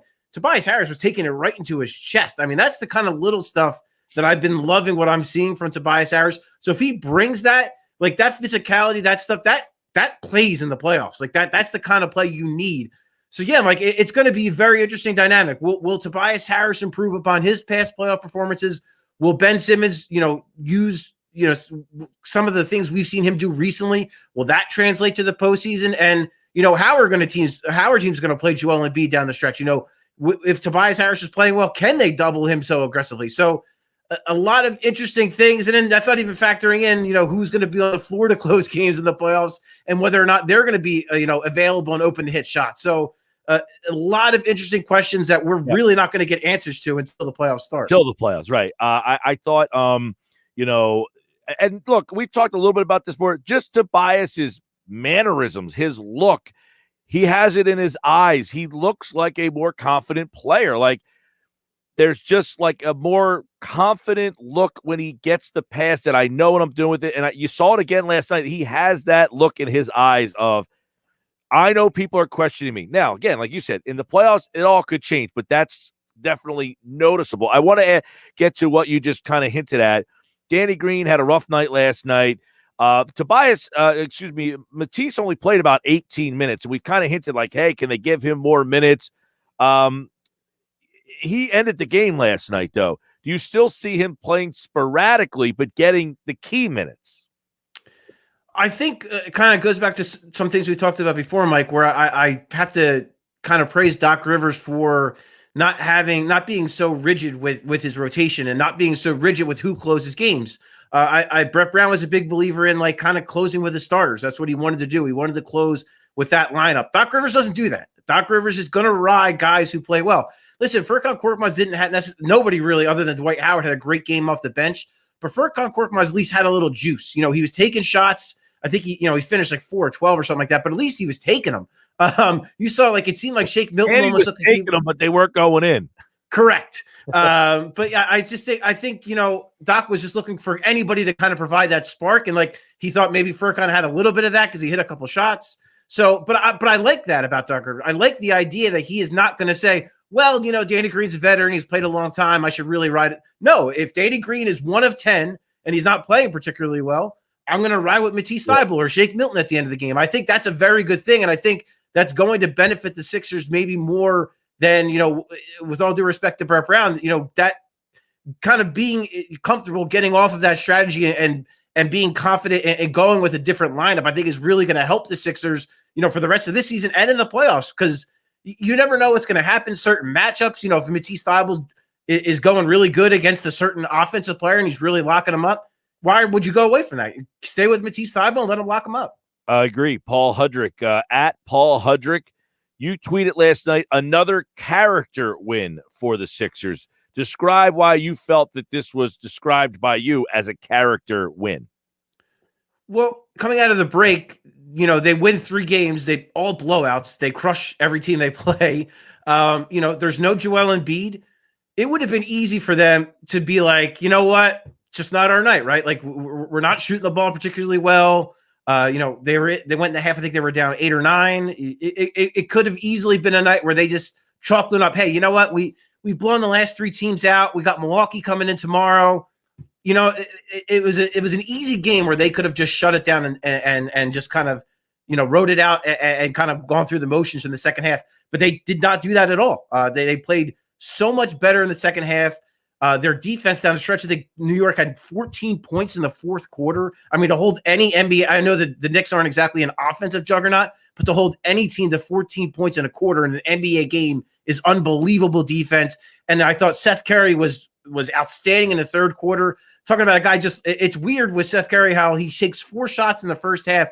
Then he takes, I think, 7 in the third quarter alone. So It's clear that they just need more volume from him and need him to just jack up more shots. But yeah, I just saw it as a win where I look back on the last couple of years and would this team have been mature enough or had enough experience last year to win a game like this? And I'm not sure they would have. And you've seen their pass record without Joel Embiid, and now all of a sudden they've won, the first 4 games out of the break, and 3 of them Joel Embiid hasn't played in. So that to me is just a huge step. It's huge.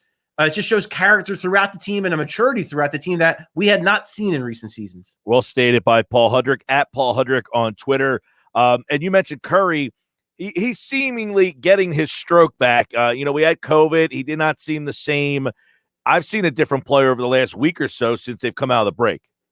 100%. He has looked so much livelier. His legs look like they're back on her. He said that too. He said he feels that way. I think that All-Star break really did him some well, really got him time to rest up. And it's like you could just see it, Mike, like in his face, even like he just looks, he's got more energy. Looks like he's got more life to him.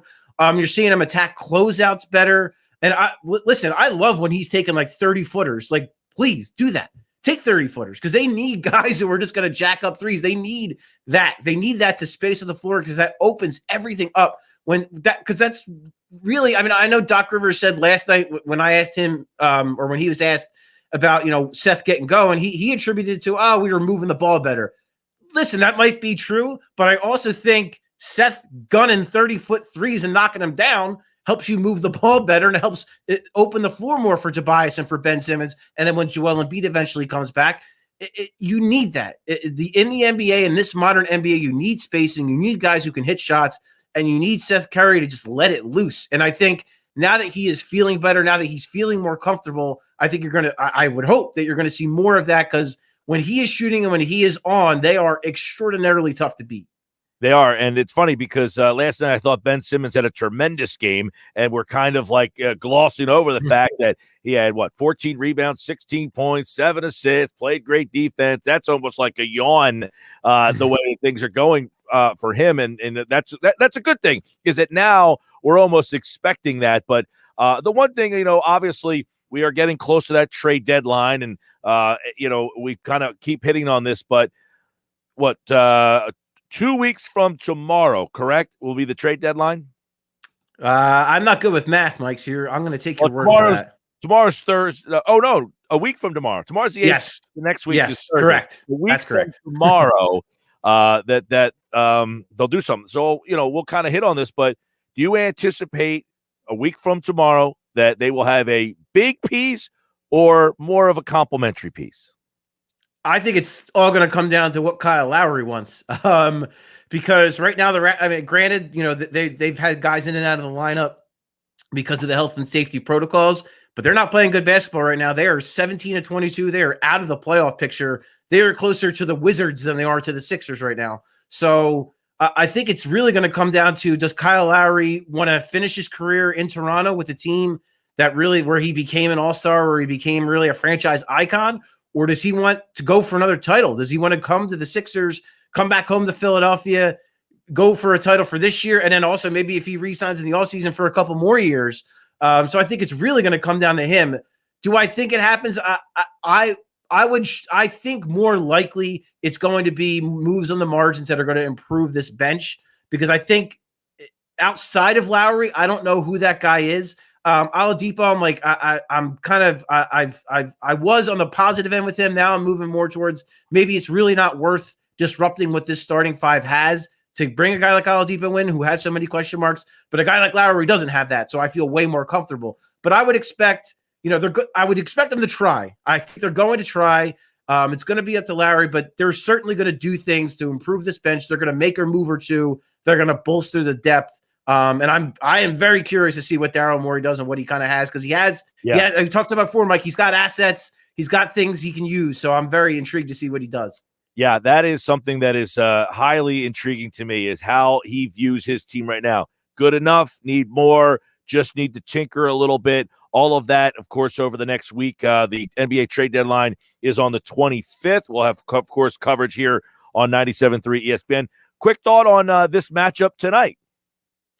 It's going to be tough. Milwaukee's playing really good basketball. When Drew Holiday is in the lineup, they tend to win. So I think they're in for a dogfight tonight, man. It's going to be a really tough one. They're at home, which bodes well because they barely lose at home, but they're going to be in for a fight tonight. Yeah, I know this should be interesting. No Embiid to see how they match up, but so it's not going to be a true matchup to see how these two teams kind of match up together, but it'll be interesting. And another team in the East who's starting to play some good basketball. Milwaukee's won 4, Brooklyn's won 5, Miami's won 5. They're all of a sudden kind of creeping back into this thing. The Hawks have gotten themselves playing much better basketball since they fired their coach, but through it all, the Sixers have won 6 in a row, best in the East. So they still have the top spot in the Eastern Conference, which is getting interesting all of a sudden. The Miami Heat, last year's conference champions, have won 5 straight. They're now in the 4th spot. We'll watch it all unfold right here on 97.3 ESPN. All right, Paul Hudrick, make sure you check out Coming In for a Landing, the podcast. Danny Palmels was his recent guest. That was a good listen from you guys, very entertaining. And, of course, he'll be back on. Actually, there's no show Friday, so we will not hear from Paul on Friday's show, but he will be at Wells Fargo Center tonight. So follow him on Twitter at Paul Hudrick for all the latest on Sixers and the Bucks. All right, man, we'll talk to you. Sounds good, Mike. Take care, man. All right, he, like all guys, appeared via the Boardwalk Honda hotline. Great stuff as always. From Paul Hudrick, our Sixers insider from 97.3 ESPN.com. And, of course, the Sixers and the Bucks, you can only hear it right here on 97.3 ESPN. Why would you go anywhere else? Sixers Bucks starts at 7.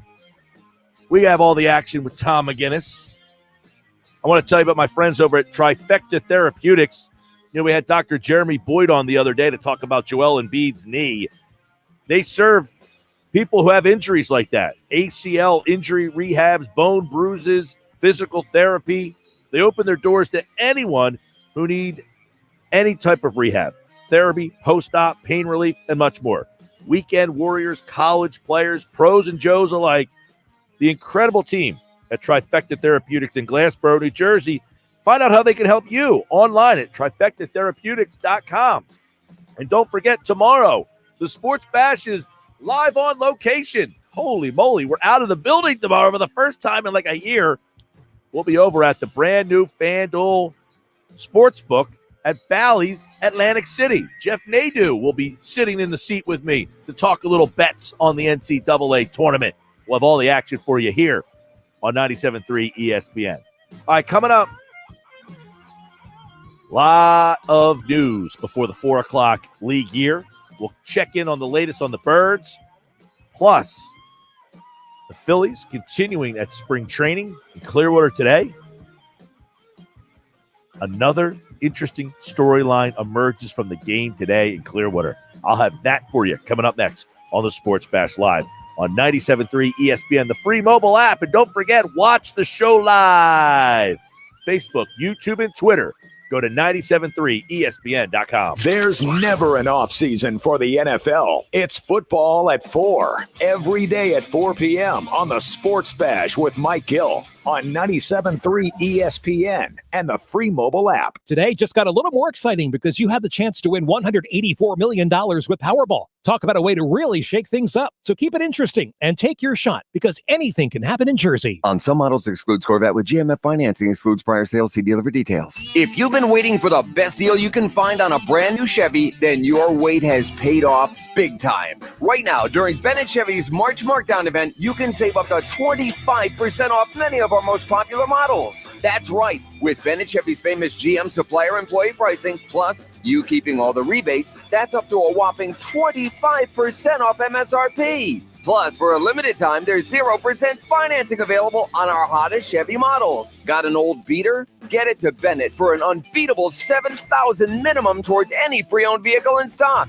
That's at least $7,000. Imagine what we'll pay for a good trade. And our non-commissioned sales staff is paid on your satisfaction, not how much you spend. So buying at Bennett's always a pleasure with no need to negotiate, plus there's never any sales pressure. Get to Bennett Chevy during our March Markdown event and find new roads. Bennett Chevy, Egg Harbor Township, and BennettChevy.com. Making popcorn for movie night? Whoa, who are you? This is your wake-up call from TracFone Wireless. What if every time you tried a new streaming service, you had to buy a new TV? That'd be ridiculous. Yeah, some wireless companies do that when you switch, make you buy a new phone. Right. But TracFone Wireless lets you keep your phone and your number and your network, and gives you unlimited talk and text starting at $20 a month. Seriously, who are you? This is your wake-up call, people. TracFone Wireless. Now you're in control. Oh, you're burning it. Oh, no. See terms and conditions at TracFone.com. This is Cape May County Commissioner Len Desiderio. We are making progress in the fight against COVID. Please get tested and quarantine if you are positive to prevent the spread. Testing remains very important to our efforts. Everyone is frustrated by the slow supply of vaccine, but we are working with the state to get more doses to Cape May County. And we thank you for your patience. Make sure you are registered with the state at covidvaccine.nj.gov or call 855-568-0545 for personal assistance. COVID has used up so much of our patience, but we need just a little more. Thank you for all of your hard work. Now we have to finish strong, safely together. Allstate now has deeper savings, and deeper savings require deep thoughts and a deep voice, like mine. Save for being a new customer. Save more for adding DriveWise, and save even more for driving safely. Visit allstate.com or contact your local agent for a quote today. As someone once said, saving today is money tomorrow. That's deep. Not available in every state. New customer savings based on early signing discount. DriveWise is an optional feature. Savings vary based on how you buy. Subject to terms and conditions. Allstate Fire and Casualty Insurance Company and affiliates. Northbrook, Illinois. If you're a first-time buyer, finding your first real home can feel like this. Hot property. Not going to last long. Multiple offers. 30 or fixed. We need earnest money. But a realtor has the expertise to strip away all the noise and focus on what really matters to you. You're going to love this place. Great neighborhood. School is walkable. It even has a huge yard so Henry can practice his penalty kicks. Finding the right place starts with you and a realtor with the expertise to make sure your voice is the only voice that matters. Realtors are members of the National Association of Realtors. That's who we are. O'Reilly. Trust the professional parts people at O'Reilly Auto Parts to recommend the best products for your car, like 5 quarts of O'Reilly full synthetic motor oil and a MicroGuard filter, just $26.99. Extend the life of your vehicle and improve performance with a synthetic oil change. Stop by O'Reilly Auto Parts today or visit O'ReillyAuto.com. O'Reilly Auto Parts. Now, back to the Sports Bash on 97.3 ESPN. 2:43 on a Sports Bash Wednesday. Don't forget tonight, Sixers and Bucks. The only place you can hear it, 97.3 ESPN. Tom McGinnis has the call starting at 7. It's a 7 o'clock game. Now, I say that and I stress 7 o'clock game because the Sixers' schedule coming up, they don't have a whole heck of a lot of 7 o'clockers. This one's a 7 o'clock game. But coming up, so just so like you're not like, hey, what happened to the Sixers? They've got a weird schedule coming up.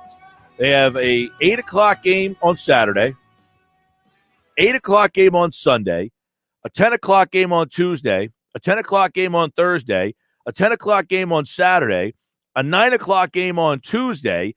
They play a 7 o'clock game on Thursday. Then they play another 8 o'clock game. So they have 7 games that aren't at 7 o'clock coming up, which is very abnormal. I mean, the NBA, you play at 7. You might play at 7:30 every once in a while. Then you go out west, you play at 10. But they got an 8, an 8, a 10, a 10, a 10, a 9, an 8, another 8, another 9, 8:30. And then late in the year, they start kind of getting back in. So No, they're not going away. They're just playing at odd times coming up. So make sure you listen to 97.3 ESPN. Listen to the promos that will run and tell you what time the coverage starts for each of the game. I think one of the things Paul Hudrick highlighted is about he tweeted this out last night, and I thought he did a really good job of talking about a character win for this team. A character win for the Sixers. Why was it a character win? And I thought he brought up a lot of great things about, look, you don't have Joel Embiid anytime, and they're losing late in that game. Right? You're losing in the fourth quarter of that game. You don't have Joel Embiid, and it's a character win to say, we found another way to win that game. We didn't look, that game looked like a 90s brawl last night. Right? Didn't Daryl Morey tweet at some point last night during the game about, hey, the 90s wanted the game back? I got to pull up Daryl Morey's tweet from last night.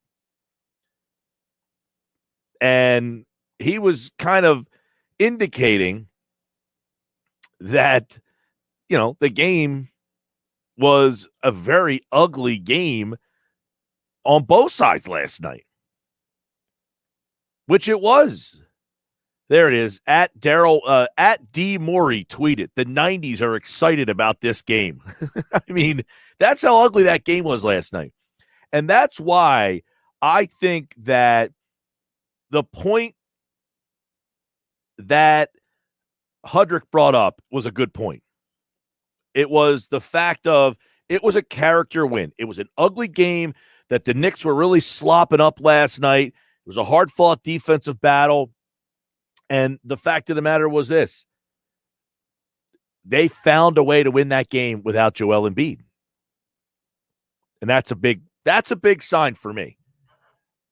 Look, I was not a huge Tobias Harris guy, but I can certainly admit I haven't been a Tobias Harris guy. I've kind of changed my stance on him. I don't know that he's going to go into the playoffs and turn into, a all NBA playoff team member.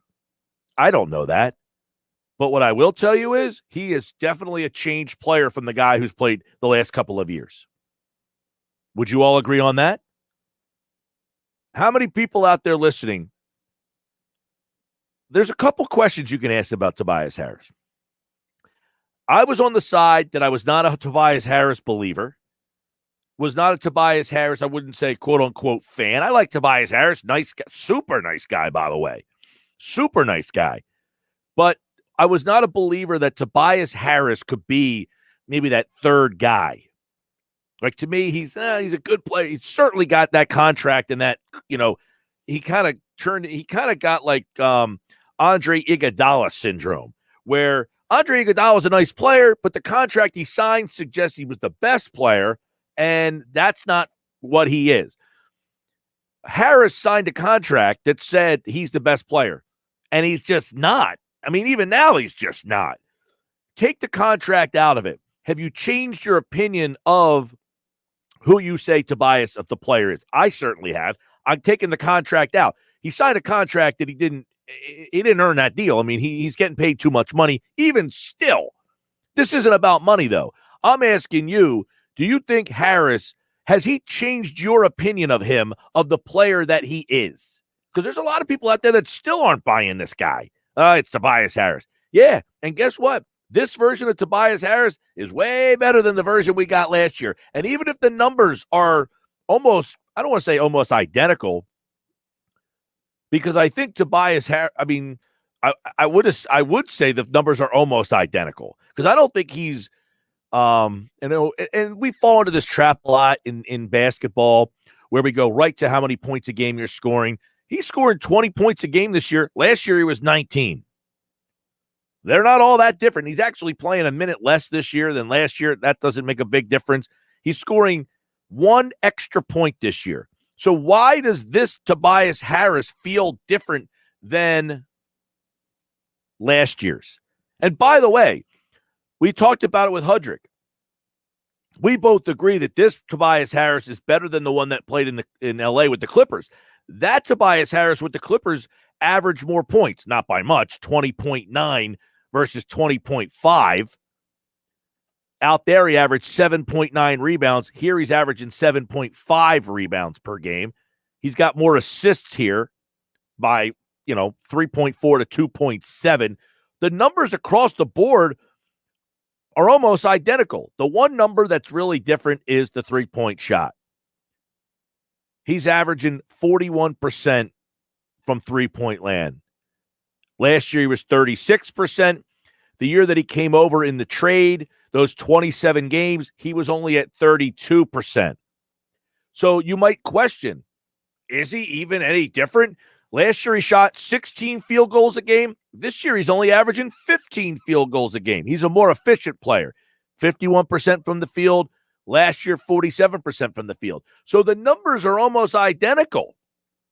So why do we feel, if you feel, that this version of Harris is better than the Harris that you got a year ago?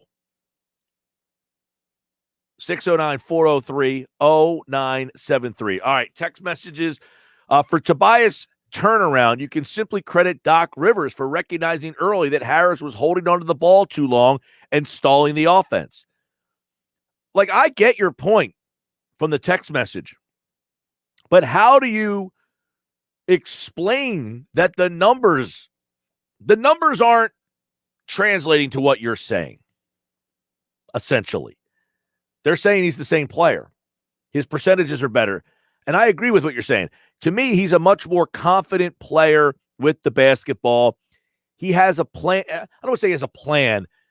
When he gets a pass, he knows exactly what he wants to do with it right off the bat. Last year, he'd get the ball, he starts dribbling, and he used to do this thing where he looked like he was skipping.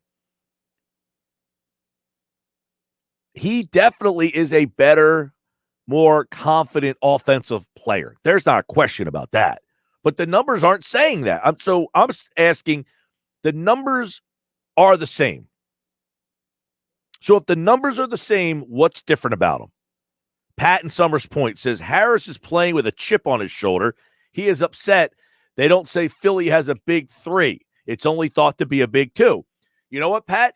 He might be playing with a chip on his shoulder. But my question would be, why not last year? No one said they had a big 3 last year.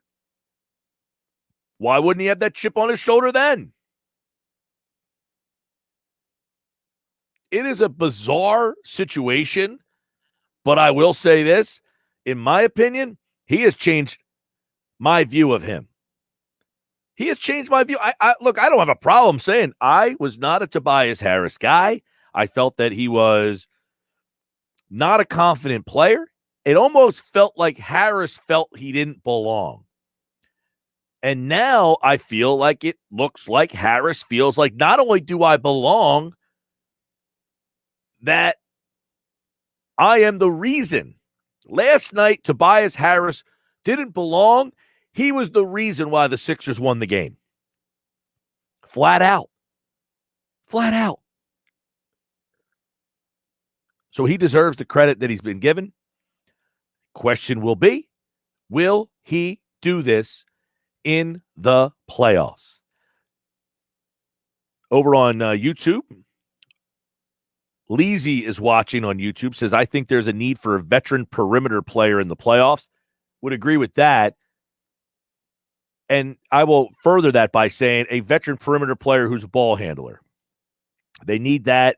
I would also be in the lookout for someone that can back up Tobias Harris. Here's an interesting point as well. Tobias is almost guaranteed to get the size mismatch if Embiid and Simmons are in. It happened against the Jazz and late in the game last night. Yeah, because Harris is a guy, the Sixers have some matchup problems, especially with Embiid out there, because you can only really guard him with one guy, the biggest guy you got. You're not going to guard him with, let's, for instance, say you were playing the Clippers. You're not going to put Kawhi Leonard on Joel Embiid. I mean, even though Kawhi Leonard's your best defensive player, you're not going to match him up with Joel Embiid. You only have, so your options are double him or put your center on him. So the Sixers present a lot of matchup problems there. They also present the matchup problem with Ben Simmons when Ben Simmons is the aggressive Ben Simmons. Somebody has to be willing to get in front of him.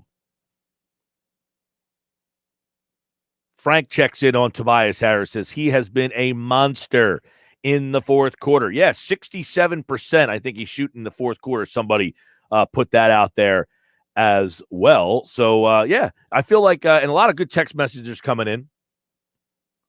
Sasso is listening on the radio in Atlantic City. It says confidence and aggressiveness on offense. And then in bold capital letters, much, much better on defense. True that. Another text message from Matt in Cape May Courthouse. Mike, efficiency. He's much more efficient because he's more confident. You know what's interesting? The shot selection or the shots per game are almost identical. He shoots the ball one less time this year than he did last year. One less time. He shoots 15 shots a game this year, 16 shots a game last year. Last year he shot 5 threes. This year he's shooting 4. So less shots, better numbers, efficiency seems to be the right answer. Matt, K-May Courthouse, appreciate you listening. If you're listening, you can text in the show 609-403-0973. We'll do our best to read every text message that comes in throughout the day. If you're watching the show live on Facebook, YouTube, and Twitter, use the chat area, and we will continue to read those off as well. Football at 4 is coming up next. It's Philadelphia Flyers hockey tomorrow on 97.3 ESPN and the free mobile app with Tim Saunders and Steve Coates calling all the play-by-play action. Oh, big save by Carter Hart. The Flyers are at the Nassau Coliseum to face the Islanders tomorrow. Coverage begins at 7 p.m. It's Philadelphia Flyers hockey on the radio home of the Flyers in South Jersey, 97.3 ESPN. Health update with Robin Stoloff. Learn more, live better. Loud snoring, waking up with a dry mouth, morning headache, fatigue after a full night's sleep. If you have any of these symptoms, you may be suffering from sleep apnea. Sleep apnea is the starting and stopping of breathing during your sleep. It may cause you to wake up in the middle of the night or wake up feeling unrested. Sleep apnea may not seem like a big deal, but it can actually have serious consequences if left unchecked. There are many causes of sleep apnea, and it's often associated with excess weight. For milder cases of sleep apnea, your doctor may recommend lifestyle changes such as losing weight or quitting smoking. For more severe cases, an oral device or breathing assistance machine such as a CPAP may be recommended. Help is available, so if you think you have sleep apnea, the last thing you want to do is ignore it. I'm Robin Stoloff for Health Update. Health update with Robin Stoloff, empowering you to live a healthier life. Get the credit you deserve during Matt Blatt Kia's Madness in March sales event with 0 down and 0% APR financing for 75 months. Get to Matt Blatt Kia in Toms River and Egg Harbor Township because at Matt Blatt Kia, we want to get you approved today. And you can't make a mistake with our 4-day love it or leave it return policy. Plus, we want your trade, even if you owe thousands more than it's worth. So get out of that old car you hate. Come in today or visit us online and get the credit you deserve. Put 0 down and get 0% APR financing available for up to 75 months on every new 2021 Kia Sportage or take $2,500 off MSRP because it's gotta be a Matt Blatt Kia. Offers with approved Tier 1 or 2 credit through Kia Motors Finance. Not all will qualify. 0% based on $1,333 per $1,000 borrowed. All Kia Motors factory rebates to dealer. Go to mattblattkianj.com for complete details. Expires 4/5/2021. Matt Blatt Kia, 6211 Black Horse Pike, Egg Harbor Township, and now on Route 37 in Toms River. Dell's semi-annual sale is the perfect time to power up productivity and gaming victories. Now you can save what Dell employees save on high-performance tech. Save 17% on the latest XPS and Alienware computers with Intel Core processors. Plus, check out exclusive savings on Dell monitors, headsets, and accessories for greater immersion in all you do. Upgrade today by calling 800-BY-DELL. Again, that's 800-BY-DELL, or you can visit Dell.com/semi-annual sale. Those big wireless companies try to lure you in with a new phone just to lock you into a contract. Not Simple Mobile. If you have a great smartphone you love, you can get a powerful nationwide 5G network without the contract. Just text the word BYOP to 611611 to see if your phone's compatible. Simple Mobile. Out with the old, in with the simple. Message and data rates may apply. Visit simplemobile.com/privacy policy for privacy policy and the terms and conditions at simplemobile.com/terms and conditions. Compatible 5G capable device and SIM required. Actual availability, coverage, and speed may vary. 5G network not available in all areas. 5G upload speeds not yet available. For a limited time, the Home Depot and Frigidaire have cooked up something truly amazing in the kitchen. Even lower prices on Frigidaire gallery wall ovens with air fry and cooktops, including easy-to-clean induction cooktops, plus free basic hookup and delivery. With prices like these, it's time to take those kitchen remodel plans off the back burner. Bring on spring. With spring savings now on Frigidaire, only at the Home Depot. How doers get more done. Valid through March 31st, U.S. only. If I'm not commuting anymore, where do I really want to live? While you handle life's questions, Merrill Guided Investing helps you manage your portfolio and invest for your next move with the option to work with an advisor at a low cost and minimum. Merrill, a Bank of America company. Visit merrilledge.com/investing goals to get started today. Investing involves risk. Merrill Lynch, Pierce, Fenner & Smith Incorporated, both a registered broker-dealer and investment advisor, member SIPC. Investment products are not FDIC insured or not bank guaranteed and may lose value. If you own a small business, you know how hard it can be to find new customers. Now, Town Square Media has new tools that can help your business stand out and grow. Go to GetLocalCustomersNow.com for a free competitive analysis that will show you what other businesses are doing to find new customers and how you can do it too with Town Square Media. Be one of the first business owners to sign up and receive $500 in free advertising on this station. Start growing your business today. Visit GetLocalCustomersNow.com. That's GetLocalCustomersNow.com. A Town Square media station serving all of South Jersey. This is 97.3 ESPN, home of the Philadelphia Eagles. He is hit. He stumbles. He's down. WENJ HD Millville, Atlantic City. 97.3 ESPN presents The Sports Bash with Mike Gill. It's time for Football at 4 with Jeff Mosher. My personality is I want to win badly. I want to win more Lombardis for Philadelphia and our fans. We got the greatest fans around, and I will do everything possible. Powered by the Inside the Birds podcast. Now, live from inside the Matt Black Kia Studios. This is Football at 4. Time for Football at 4 as the new league year opens. Right now, it is powered by the Inside the Birds podcast, which drops with a new edition tomorrow at 6 a.m., and it is brought to you locally by Dr. Lyle M. Back for everything from skincare to cosmetic surgery.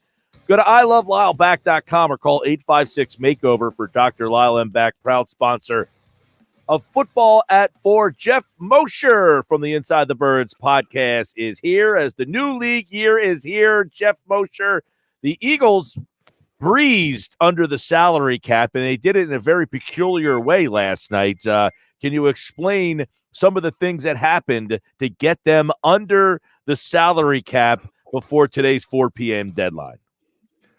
I would say, Mike, they restructured anybody and everybody that they could possibly restructure. Kicker. I saw someone joke on on Twitter. Janitor.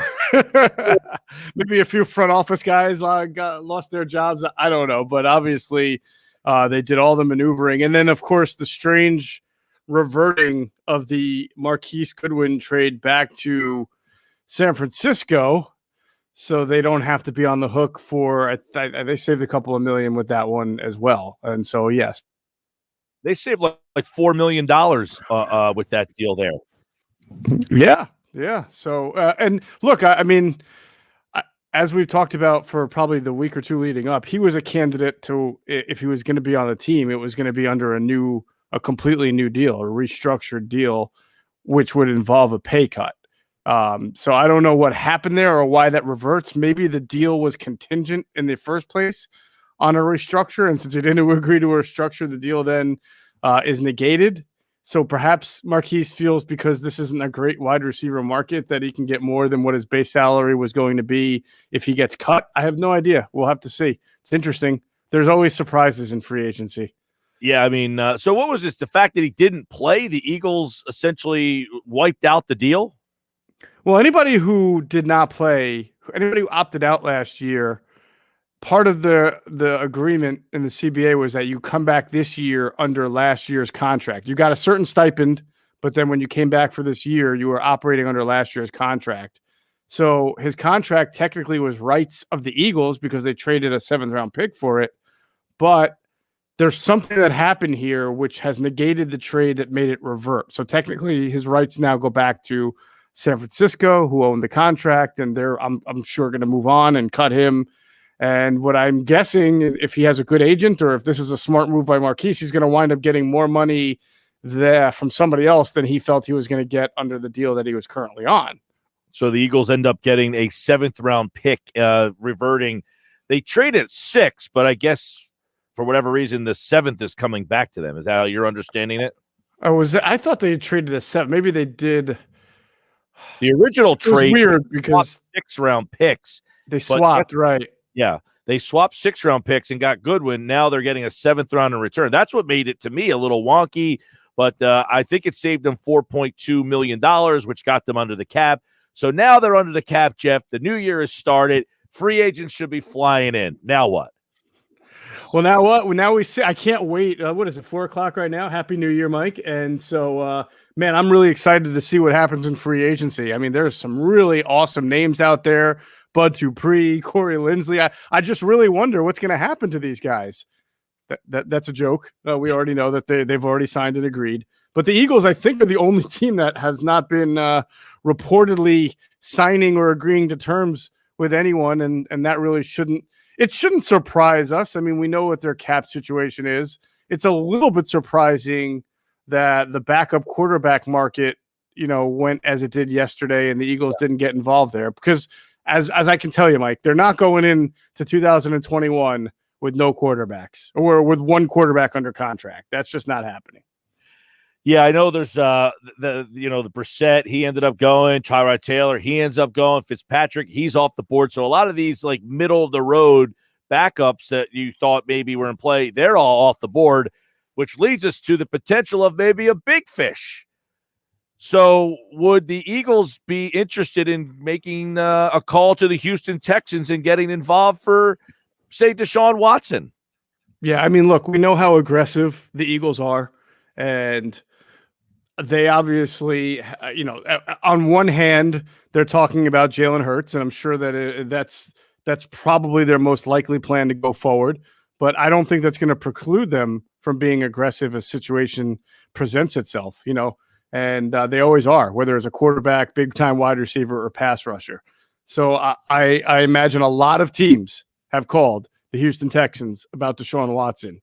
And as we get closer to the date, and as it becomes more clear, and by the date, I mean the draft, and as it becomes more clear that Deshaun Watson's stance hasn't changed, I think the conversation coming out of Houston is going to start to be different. Yeah. And so Adam and I have been looking into this all day. We'll probably have more on the podcast tomorrow, but I think it's fair and based on what we sense to expect that the Eagles will make these phone calls and have discussions. Yeah, I want to real quick. This is from Jason Locke on Fora today in his NFL Insider Notes. Quote, I hear that it's very much at the ownership level, as one league source put it. No act for the Eagles. It has to be killing them. Another GM said, quote, would Howie trading for Watson surprise me? No, now that you mention it. He goes on to say that this is essentially that the ownership level. Again, we're hearing more about Jeff Lurie, but essentially here's the article starts out by saying there's just too many whispers from the ownership level that the Eagles want to be in on this. So now that we're hearing all this stuff about Lurie, this article kind of insinuates that Jeff Lurie wants to get involved, which would totally be interestingly against what Mortensen reported that, hey, they want to build around Hurts and don't, bring in a guy to compete with them. Well, not necessarily. And that's the beauty of reports like that. Of course, if you bring in Deshaun Watson, there's probably a good chance that you would have to deal Jalen Hurts to get Deshaun Watson. I mean, Houston needs a quarterback if they're going to deal Watson, and therefore you can't build around a player that you don't have. So you can certainly see Jeffrey Lurie having option A or option B. Option A being, look, we're not going to draft really at number 6 a quarterback and try to move up to get somebody and give up capital. We're gonna build around Jalen Hurts, a guy we picked in the 2nd round last year. Or option B is we're going to be able to get one of the best quarterbacks in the league, and Jalen may have to be included in that trade, but we just got one of the best quarterbacks in the league, and now we can go forward from there. Yeah, now that's another thing. What would they have to give up? We would imagine it's a ton. Jalen Hurts would probably have to be involved. That number 6 overall pick, you would probably have to start there, and then multiple other picks, including, one next year, maybe the year after. Do you think the Eagles, number one, have the ammunition, and number two, would be willing to part with it, knowing that they have so many holes to fill?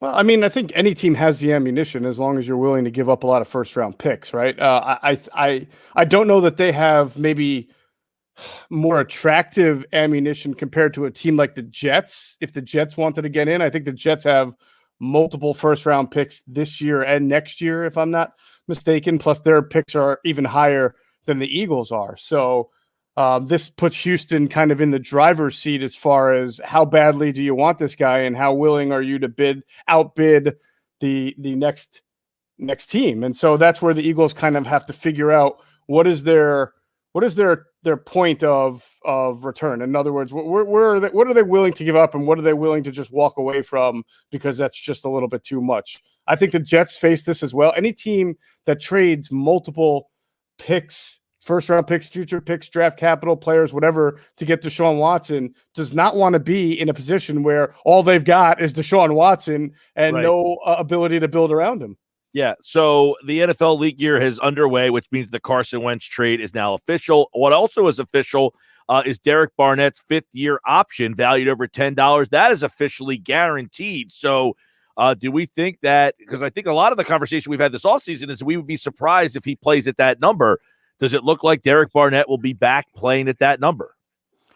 It does appear that way for now. It certainly does seem like that, unless he's used also in trade conversations or anything like that. But, I mean, you look at the Eagles, and at defensive end, they just don't have a lot of youth. I mean, they don't have a lot of bodies, to be honest with you. They've got Brandon Graham, they've got Derek Barnett, and they've got Josh Sweat. And Josh Sweat has been situational for reasons, relating to his knees and his past knee injuries. And Derek Barnett has been off injured. So if you were to get rid of one of those guys, if you were to get rid of Derek Barnett, I mean, I don't know who you would wind up playing a lot of those snaps opposite Brandon Graham, who himself is now north of 33 and a little bit older, very rarely injured, but it could happen at any time. I mean, this is a position that they've got to replenish. Yeah, and Graham, it's funny because, he's played all 16 games, I think 3 or 4 seasons in a row. You wonder, he's been one of the few guys who hasn't gotten hurt over this run of years of injuries. By the way, Rodney McLeod also got restructured. Do you anticipate Rodney being ready for the start of the year? Probably. The ACL has been an injury that seems to trend toward 6 months now, 6 to 8, instead of the old year that it used to be like 10, 12 years ago. So I forget exactly what month he injured it in, but as long as he's been getting the right training, which I imagine he has, and rehab and has access to everything, I don't think it's a stretch to say he'd be ready by late August or September. All right. I want to get your take on this too, by the way. This is a Les Bowen tweet that just recently came out on the Carson Wentz trade, that Carson Wentz will meet with the media on Thursday, but will not take questions from the Philly media. Wow. That's, man, there have been a lot of things, Mike, that you and I have talked about on this show, and then Adam and I have talked about on our podcast, that have really come to surprise us over the past year and a half about Carson. I mean, we've always known about the kind of the hard-headedness from a coaching standpoint, but some of this, whether you want to call it vindictiveness or petty, I don't know what word to describe it, but that to limit the type of questions you're being asked in a press conference goes to show the issue that he has of being challenged both by coaches, by media now. I mean, I'm just speculating based on what you're telling me. I don't know the whole story, but I haven't heard that kind of a demand ever. And if I were the Colts, I would accept that. I would say, listen, we can't, there's a thing called freedom of the press here. And while we're a private institution and we don't have to allow it, we're not going to all of a sudden, give in to that kind of a demand. This is a press conference, an open press conference, and people should be allowed to ask these questions. And certainly the Colts reporters are probably going to want to ask what happened in Philadelphia as well. Yeah, the tweet from Les Bowen 4 minutes ago. So the Carson Wentz trade is official. I'm told the Colts are doing a Zoom news conference with Wentz on Thursday, but they won't be taking questions from the Philly media. So unless Les, who has an interesting sense of humor, is being funny there, it sounds as if he's saying they are doing a conference, but they will not allow people like yourself and others from the Philly media in there. And this comes off the heels of, Peterson doing that podcast with John Clark the other day and essentially suggesting that a lot of this was all blown out of proportion.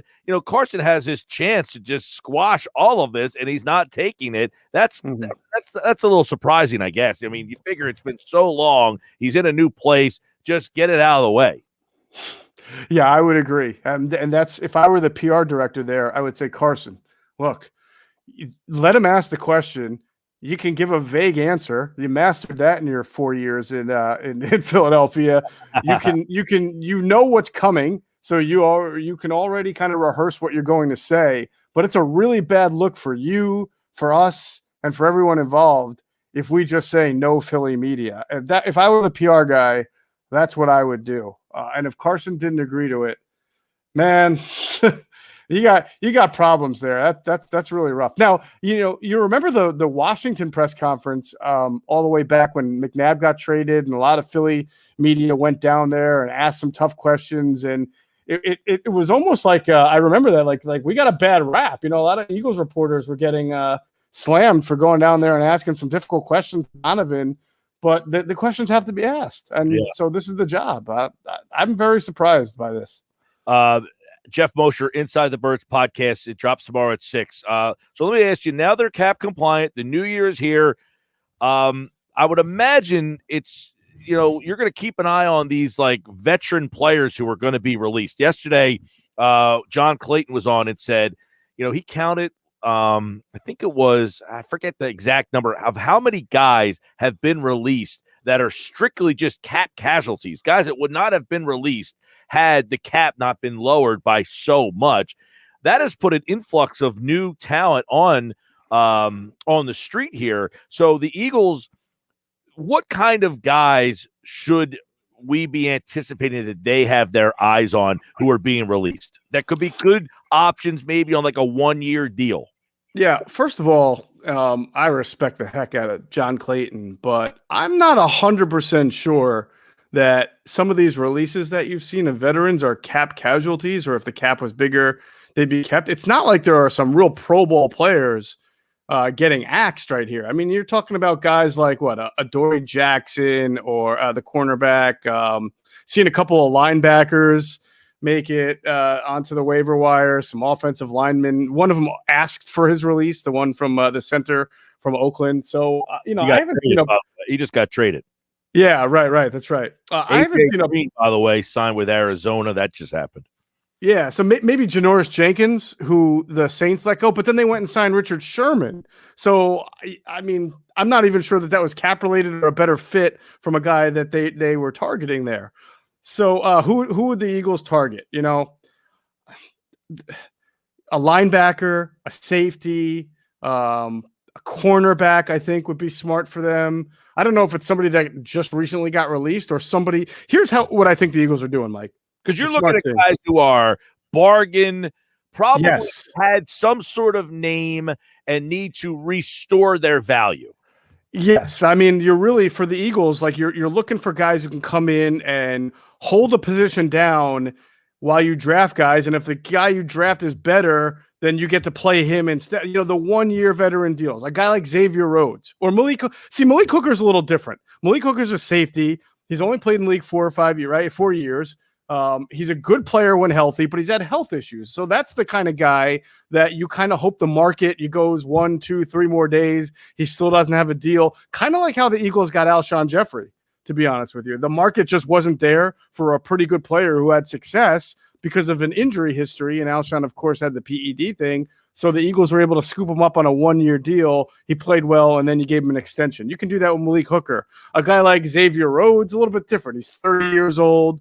has made 3 Pro Bowls, but his best days are probably behind him. But he can certainly hold down that spot opposite Slay while you're grooming a Patrick Surtain or somebody else that maybe you get in the draft and you're trying to eventually make that replacement. So I think the Eagles will look for the bargains here on 1-year deals, whether it's a young guy who's been hurt or a veteran who's just still trying to give you something like Patrick Robinson was in 2016 or 17. That's exactly the name that I was thinking of. Jeff Mosher, the Inside the Birds podcast. It drops tomorrow. What are some of the hot topics that at 6 o'clock tomorrow you guys will be discussing? Well, we're certainly going to talk a little bit more about Deshaun Watson. Eagles offensive line. I believe there are some developments there that we'll be speaking about.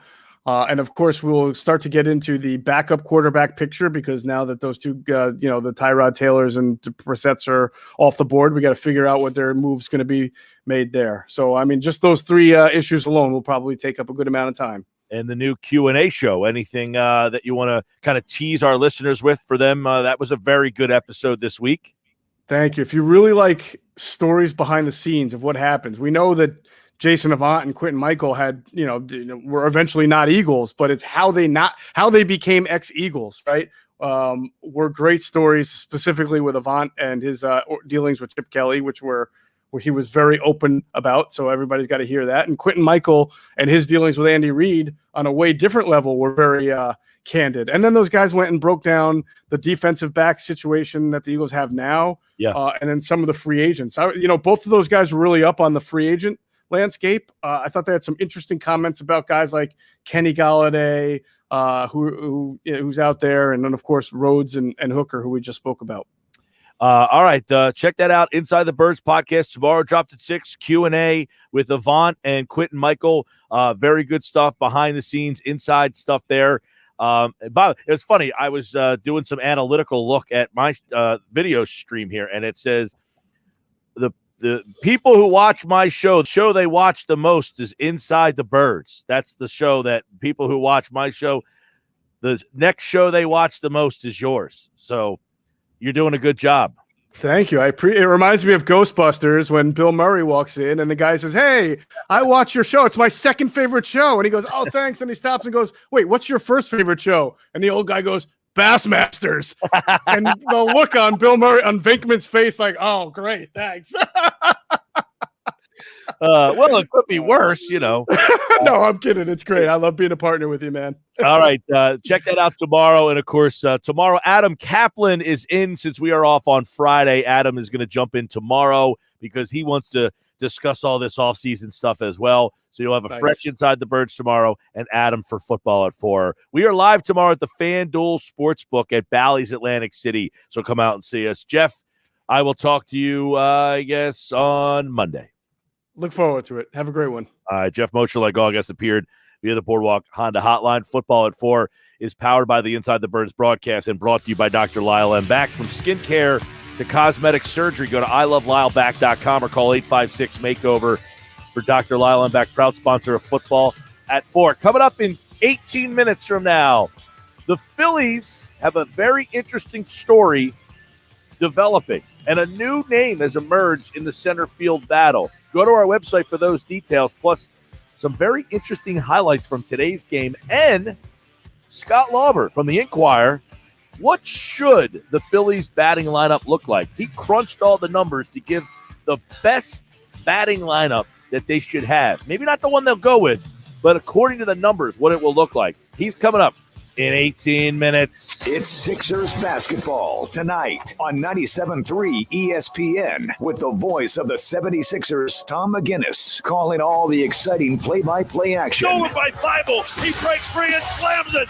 Oh, man, you're playing with fire with Bible lurking. The Sixers host the Milwaukee Bucks tonight. Coverage begins at 7 p.m. Philadelphia 76ers basketball on your radio home of the Sixers in South Jersey, 97.3 ESPN. On some models, excludes Corvette with GMF financing, excludes prior sales. See dealer for details. If you've been waiting for the best deal you can find on a brand new Chevy, then your wait has paid off big time. Right now, during Bennett Chevy's March Markdown event, you can save up to 25% off many of our most popular models. That's right. With Bennett Chevy's famous GM supplier employee pricing, plus you keeping all the rebates, that's up to a whopping 25% off MSRP. Plus, for a limited time, there's 0% financing available on our hottest Chevy models. Got an old beater? Get it to Bennett for an unbeatable $7,000 minimum towards any pre-owned vehicle in stock. That's at least $7,000. Imagine what we'll pay for a good trade. And our non-commissioned sales staff is paid on your satisfaction, not how much you spend. So buying at Bennett's always a pleasure with no need to negotiate, plus there's never any sales pressure. Get to Bennett Chevy during our March Markdown event and find new roads. Bennett Chevy, Egg Harbor Township, and BennettChevy.com. Better sleep means a better you. That's why Mattress Firm came up with the Rest Assured promise,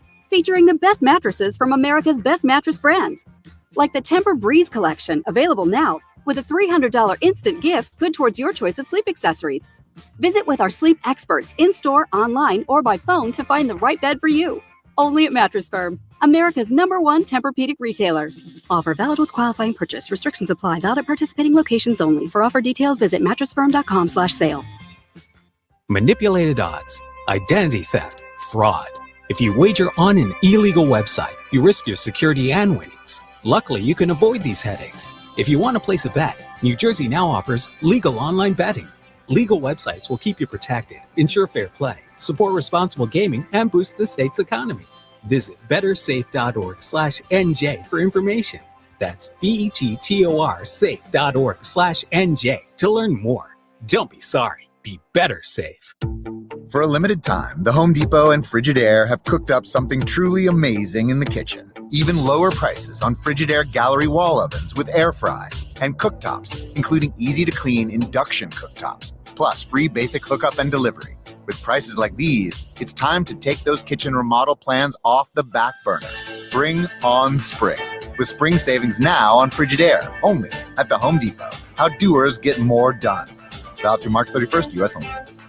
Are you one of the millions of Americans who experience occasional bloating, gas, or abdominal discomfort? Join the Align Healthy Gut Team Up and see how healthy your gut can feel. Align contains a quality probiotic strain developed by gastroenterologists. It adds more good bacteria to your gut to naturally help soothe your occasional digestive upsets with continued daily usage. This is the time to join the Align Healthy Gut Team Up from the #1 doctor-recommended probiotic brand. Sign up at alignprobiotics.com. The thing about comparing rates at Progressive.com is that by now you've heard a lot of ads about comparing rates at Progressive.com. We probably don't even need the words comparing rates anymore to remind you that seasoning steaks at Progressive.com is an easy way to save on car insurance, or that swimming in trousers helps you find the lowest rate. And that's the thing about foraging for truffles. You've heard a lot of ads about standing tiptoe on a cinder block. Compare rates and sing softly to a wounded field mouse and save at Progressive.com. Progressive Casualty Insurance Company and Affiliates. Comparison rates not available in all states or situations.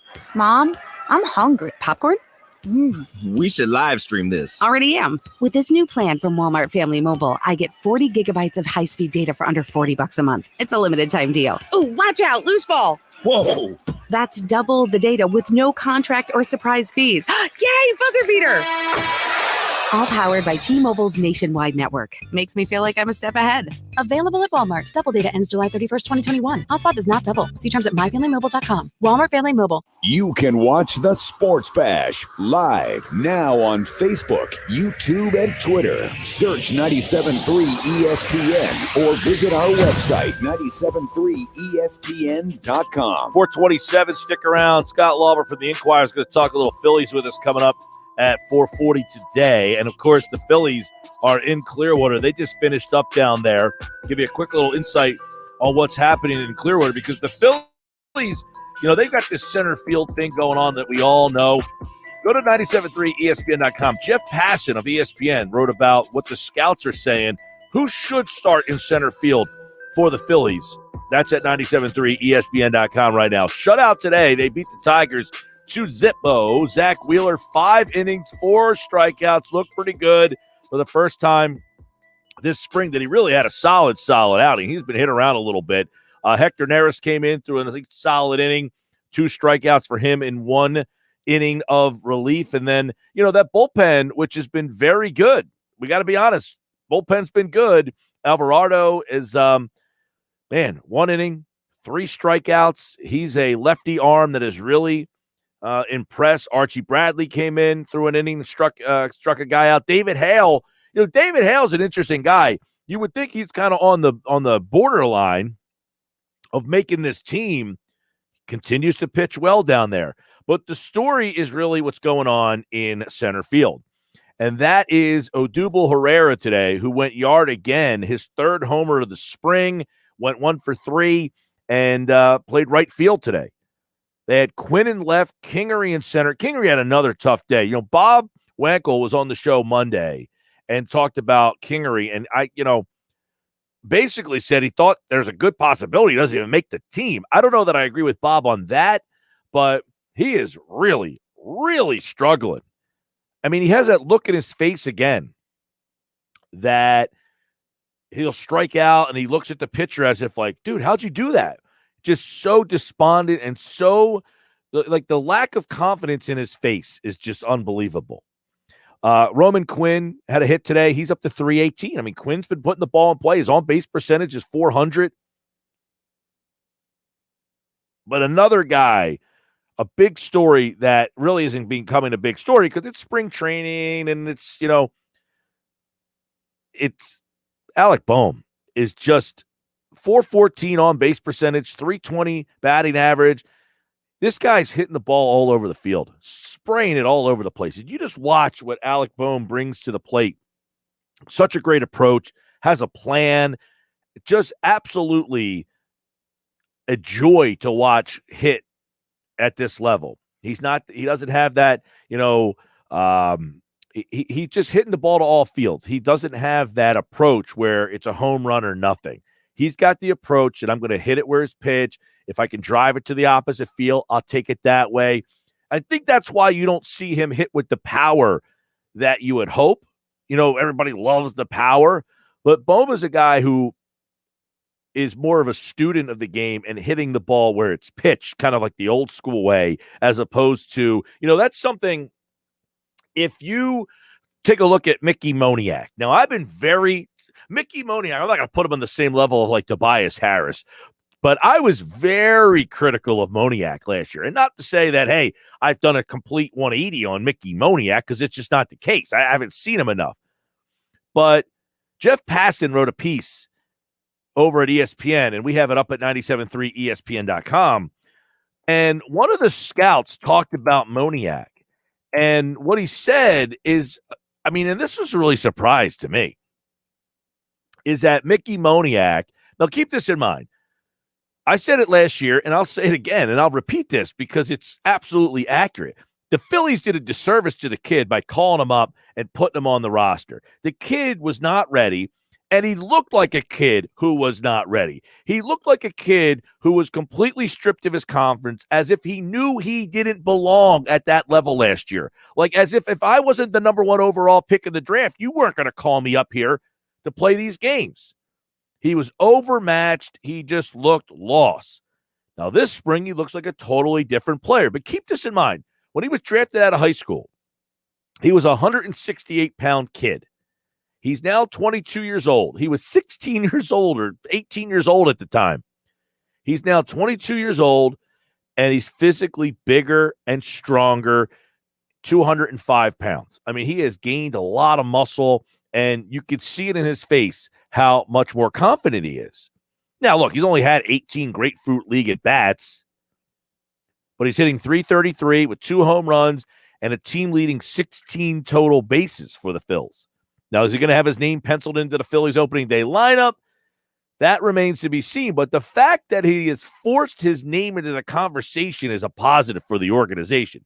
Now, from Jeff Passan at ESPN.com, he wrote, 2 years ago, Moniak was being called a bust. Now, amid an impressive spring, he is changing the tune of evaluators. Quote, he should be starting in center field on opening day. Starting in center field on opening day. Mickey Moniak. Think about that. This guy was the number one pick in the draft. You would expect this. But after watching him play last year, did any of you expect that or even want to see it? And I'm not sure I'm ready to say I want to see it. But what I am ready to say is I'm willing to see if he has really changed. Sports Bash Live, 97.3 ESPN, the free mobile app. And don't forget, you can watch the show live at 97.3 ESPN.com. Coming up in about 7 minutes from now, we're going to talk with Phillies insider Scott Lauber from the Philadelphia Inquirer. And, of course, the Phillies will continue this offseason, this spring training. I think actually they have a day off tomorrow, if memory serves, and then they'll be back pretty much the rest of the way. Hey, I want to tell you about my friends over at PropSwap.com. It's the sports betting marketplace where you can sell your sports bets and make your profits. You know, for those of you who are still wondering, what's this PropSwap? What are you talking about? This NCAA tournament is when you need to take advantage of PropSwap. Tomorrow, we're going to be at the FanDuel Sportsbook. The creator of PropSwap will be there with me, Luke Pergandy. We're going to talk to him all about PropSwap and how you can do it. But let me tell you, this is what you do. Find that team you want to place that futures bet on for the NCAA tournament. We've told you a bunch of teams. We'll tell you a bunch of teams tomorrow. Buy that ticket at your brick-and-mortar sportsbook. Then you post it and sell it online at PropSwap.com when the odds change. As the odds of the tournament get better, as teams get eliminated, the odds will change. But you keep the odds that you got, and then you can sell that ticket for whatever you want. So somebody might say, hey, you got them at 50-1. Well, now they're only 25-1. I'll buy it at 50-1 from you. You set the price. They sell it for you. No charge. And then you won't have to worry about what happens to that team. It's a great idea. It's PropSwap.com, and I appreciate them being a part of the show. Luke Pergandy, the founder of PropSwap, will be live with us tomorrow in the 4 o'clock hour right here on the Sports Bash Live on 97.3 ESPN. We'll be live at the FanDuel Sportsbook at Bally's Atlantic City. Jeff Nadeau, our betting expert, will join me for the full show. So if you have betting questions and advice, we will take that tomorrow. He will be with me live on location throughout the whole day. All right, when we come back, we're going to go Phillies with Phillies insider Scott Lauber from the Philadelphia Inquirer, as he will join me next right here on the Sports Bash. Get ready for the madness. Coast to coast, got it. March Madness is coming to 97.3 ESPN. Oh, yeah, it's on at Matt Blatt Nissan. The all-new Matt Blatt Nissan is receiving a special allocation of new Nissans, and we need your trade. So get out of that old car, truck, or SUV and into a brand new 2021 Nissan Murano. $5,000 off MSRP, plus 0 down and 0% APR financing for 60 months on new in-stock Nissan Sentras and Altimas. Matt Blatt Nissan on the Black Horse Pike in Egg Harbor Township next to Home Depot wants to approve your credit today so you can drive a new Nissan with 0 down payment and 0% APR financing, plus our fast track checkout online at mattblattnissan.com. So bring any trade to Matt Blatt Nissan on the Black Horse Pike in Egg Harbor Township or at mattblattnissan.com. On approved credit, negative equity will be refinanced into new vehicle. All factory rebates and incentives to dealer. Not all will qualify. 0% APR financing based on 1333 for 1,000 borrowed. Murano 8 to choose. Offers can't be combined. Call 888-731-5030 for all the details. It's on at Matt Blatt Nissan on the Black Horse Pike, Egg Harbor Township. Oh, yeah, it's on at Matt Blatt Nissan. Dell's semi-annual sale is the perfect time to power up productivity and gaming victories. Now you can save what Dell employees save on high-performance tech. Save 17% on the latest XPS and Alienware computers with Intel Core processors. Plus, check out exclusive savings on Dell monitors, headsets, and accessories for greater immersion in all you do. Upgrade today by calling 800-BY-DELL. Again, that's 800-BY-DELL, or you can visit Dell.com/semi-annual sale.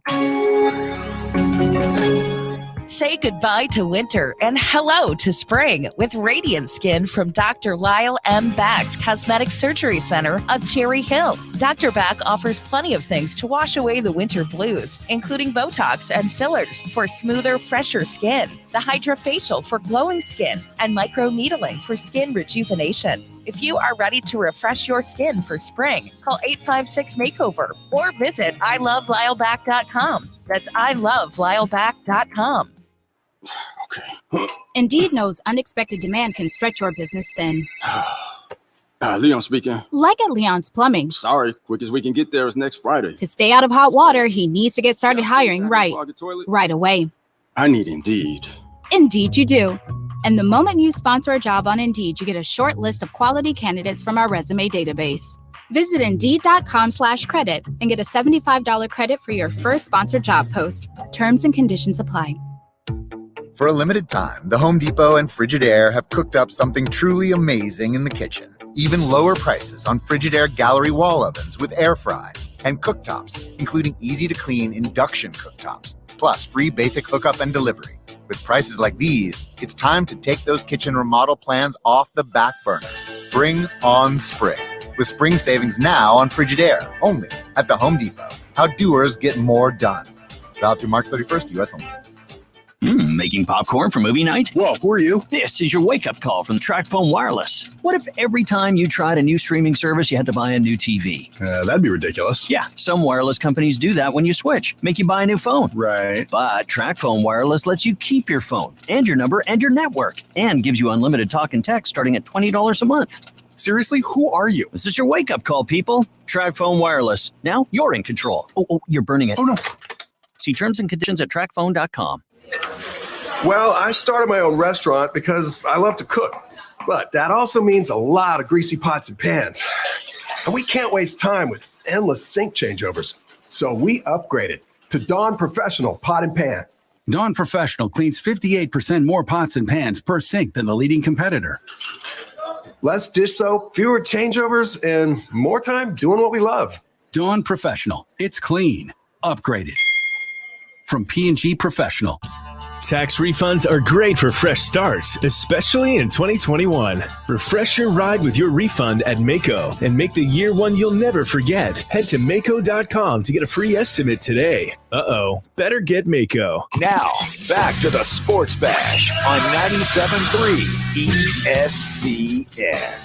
All right, take a look at the Phils down in Clearwater. They finished up today with a 2-0 win over the Tigers. Don't forget this hour brought to you by my friends at PropSwap, America's sports betting marketplace. Sell your sports bets and take your profit. Find out how at PropSwap.com or download the PropSwap app today. The Phillies over-under would be 81. You could go PropSwap that if you like the over. Buy it now, see how that changes. Because this team has a little different vibe around it all of a sudden. Or do they? Do they not? We'll see. We'll talk to Phillies beat writer Scott Lauber from the Philadelphia Inquirer right now on the Boardwalk Honda Hotline as he joins us for a look at the Phils spring training. A little different feel at spring training this year, Scott, as a lot of the particulars are still not there in terms of the fans and even the media guys. But I guess so it's hard to kind of feel how this team is kind of gelling. I don't know, what would you say is the most intriguing storyline to you with this team? No doubt. This is an easy one, center field, because it's the one position on the field where they don't have they don't have an everyday player, at least not right now, and they've got a number of guys competing for that job. It's not just two guys, fighting for one spot. It's Scott Kingery and Roman Quinn and Odubel Herrera, and if you want to throw Mickey Moniak into that mix, eventually Adam Hazley will get healthy, and he'll have to get put into that mix early in the season. So there are a lot of guys. No one has run away with it so far. We can debate who's looked most impressive. I twist that and I say who's looked the least bad, because I don't think any of them have really knocked anyone's socks off. So, that to me is the most interesting thing. The bullpen is always interesting too, especially after how bad the bullpen was last year. But we know how bullpens go. Relievers get shuttled in and shuttled out, and I think that they're going to start the season with an 8-man bullpen, and you'll probably see twice that number of guys by June in that bullpen in one fashion or another, because guys come up and go down. So for me, it's center field without a doubt, and they've got about 10 days now, close to 2 weeks, to figure out who's going to be their opening day center fielder. No, Scott, how viable of a candidate is Herrera? I mean, there's some people that you talk to and say he's not on the 40-man. They don't want to deal with it. I mean, he's played, I don't want to say he's knocked his socks off, as you kind of said, but he's played well enough that I guess you got to at least consider him. Is he a realistic everyday candidate? Is he in the mix to platoon? How do you see his candidacy? Well, if we were talking even as recently as probably 7 days ago or 10 days ago, I would have told you that he didn't have a great chance because of what you just said. Not on the 40-man roster, hasn't played in a year and a half, basically. Lots of catching up to do. And I think through the combination of the fact that he's played okay, he hit a home run today. He's hit, I think now, 3 home runs this spring. His at-bats have been pretty good. The combination of that and the fact that Kingery and Quinn have not really reached up and grabbed the job, and in Scott Kingery's case, he's really had a bad spring. I think Herrera's chances are actually pretty good. In fact, I'd probably, 2 weeks out from opening day, I'd probably call him the favorite at this point to maybe be the opening day center fielder or to be the guy who gets the majority of the playing time early in the year. I just, if they're going to go strictly on performance in spring training, so far he's winning that competition. Now, the question I keep having is, with a guy like Kingery, everyone I talk to with the Phillies kind of agrees that Kingery gets a mulligan for last year because he had COVID-19 at the start, in June, and at the start of summer camp, he was first getting his strength back and coming back from it. And then he had a couple of injuries during the course of the season, and it was a 60-game season, and you can toss it out. You really can't draw too many conclusions from it. And if that's the case, if that's how you feel about it, are you putting more stock into his spring training? Or are you just going to, he was in the opening day lineup last year at second base. Can you put him out there in center field, tell him to bat eighth, tell him to try to catch everything that's hit to him, and, he'll figure out his swing as he goes along? That's really the one way he's going to do it. He's got to play to figure out some of the changes he's trying to make to his swing. So I think they've got some decisions to make. How do you feel about Kingery, and, how much do you put on Odubel Herrera and the spring he's had? All right, so how viable of a candidate is Mickey Moniak? I mean, here's a guy, I thought last year it just looked overmatched, overwhelmed, almost as if they were doing him a favor. Hey, you were the first pick of the draft. We're going to let you come up here and play some games. And it was almost as if he knew it, and he looks like a totally different guy. So would you call him a viable contender to play center field? If spring training meant everything, like if they were just judging a guy on how he's played, he's probably the one who's played the best out of the group. But I don't think he's as viable a candidate as the other 3 guys we've mentioned, for the simple fact that he's not starting very much in spring training, which means he's coming off the bench a lot, which means he's facing generally more relievers than starters. I haven't taken a close enough look at this, but I'm guessing the level of pitching he's seeing is not quite as high. And normally if a guy is really in a battle, he's getting reps early in games against starting pitching. I remember covering the Red Sox several years back when Jackie Bradley Jr. won the job out of camp. And for like the first half of camp, he was batting like .430 and he was coming off the bench. And we were like, well, how much of this is real? Because who's he facing? And then he got a chance to play more and start more and face. I remember him hitting a home run against Cliff Lee in spring training, and you were like, oh, okay, now this means something.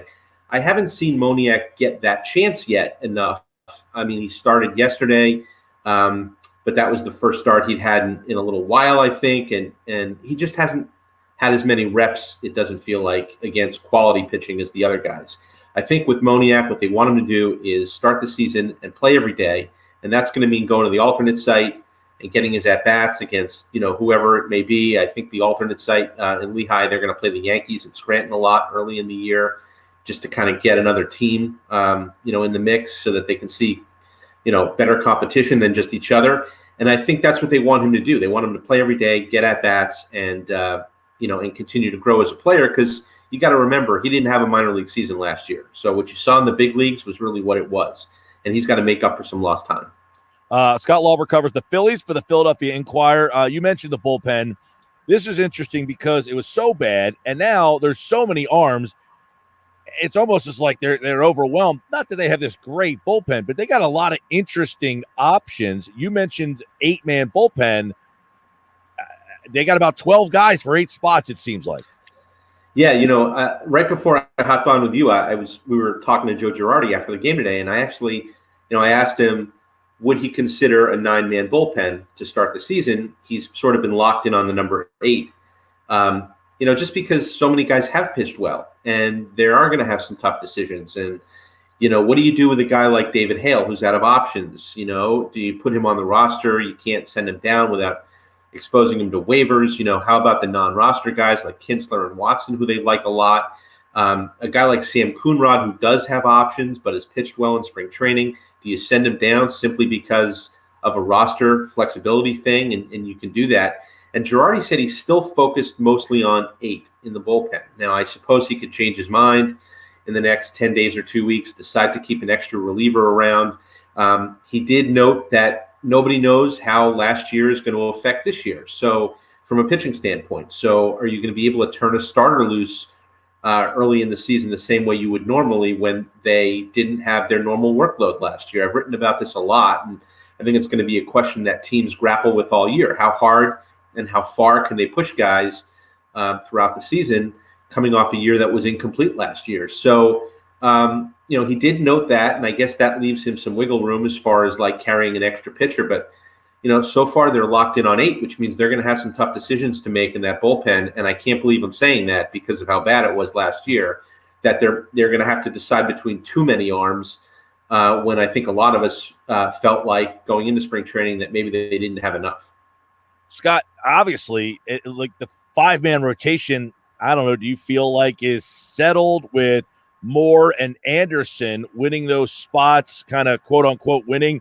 Then what happens to Velasquez and Howard? Do they fall into the bullpen mix? That's 2 more guys who would be here. I got 8 guys written down, not including Velasquez and Howard. Do they have a shot to lose the starting nod and move to the bullpen? So, Girardi has not made any declarations yet, but I think based on the way Matt Moore and Chase Anderson have pitched, that they are most likely going to be the 4th and 5th starters to begin the season. It's just that's the way it's trended. They have earned it. And if you're going to go with the best guys you've got, those are the best options they have right now. Now, Howard might be answering a difficult question for them because he's had back spasms the last few days. He was supposed to pitch 2 days ago against the Yankees, did not. They're being careful with him. So I think it's setting up where, he missed an outing. I don't know if he's going to miss a full turn yet. I don't think they know. But you could see that they'd be like, all right, he's a little bit behind. Go to the alternate site and get some innings in. And you can see them bringing him up relatively early in the year if there's a need.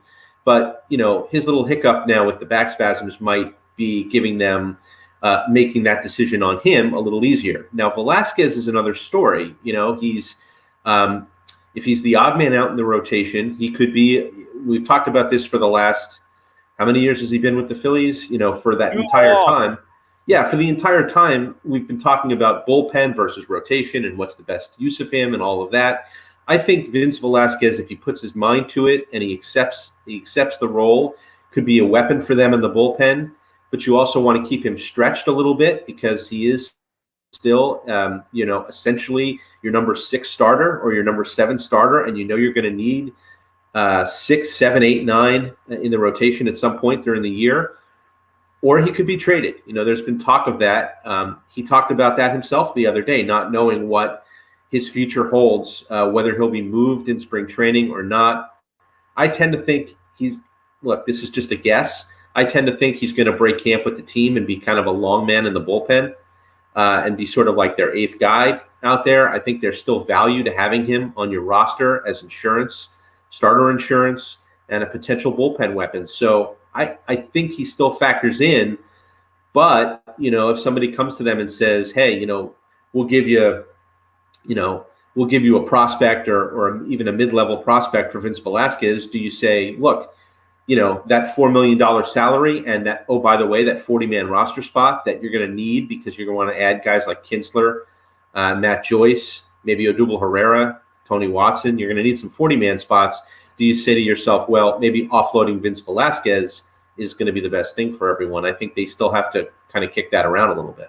Yeah, and, at the end of that bullpen, if we kind of talked about Velasquez, I don't know where he fits in, but you've got Romero, you got Suarez, you've got Brogdon, who's in the mix there. You've got Hale, as you've mentioned, who's pitched well, Coonrod, Watson. So I don't even know that he's the best option to be one of the 8 guys in the bullpen. Although I feel, Scott, they've done him a disservice.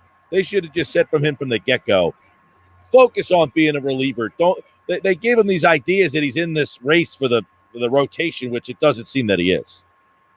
Yeah, I mean, I don't think he's ever been given like they've never said to him, okay, you're a reliever now. Go commit to that role and own it. Like, it's always been, we're moving you to the bullpen, but, one tweak here or there, one guy goes down in the rotation, you're the first guy back in. So it's kind of like 1 foot in and 1 foot out. It hasn't quite been fair to him. You talk to him and you get the feeling that that maybe he doesn't quite know how he fits either. I think a fresh start for him somewhere else would be a good thing.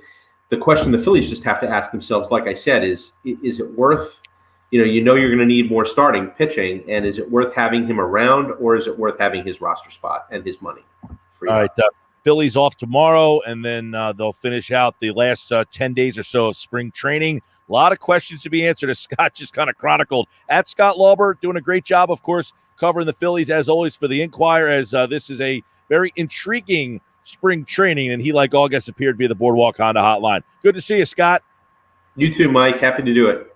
Talk to you soon. Here, we'll talk to Scott again throughout the baseball season, and, of course, the Phillies today with a 2-0 win over the Tigers as they continue spring training. That was Zach Wheeler on the mound today, who pitched pretty well, and then the bullpen doesn't give up a run.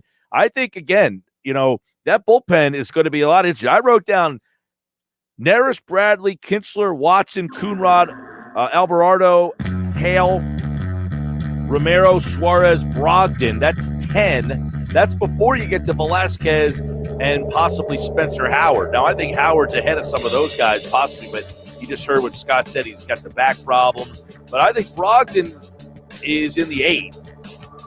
That means Romero, Suarez, Hale, Coonrod, maybe Watson, who didn't throw so well the other day. He's a non-roster guy, not on the 40-man. I think he makes it, though. Scott's right. They got a lot of intriguing questions going on down there, and they're running out of time.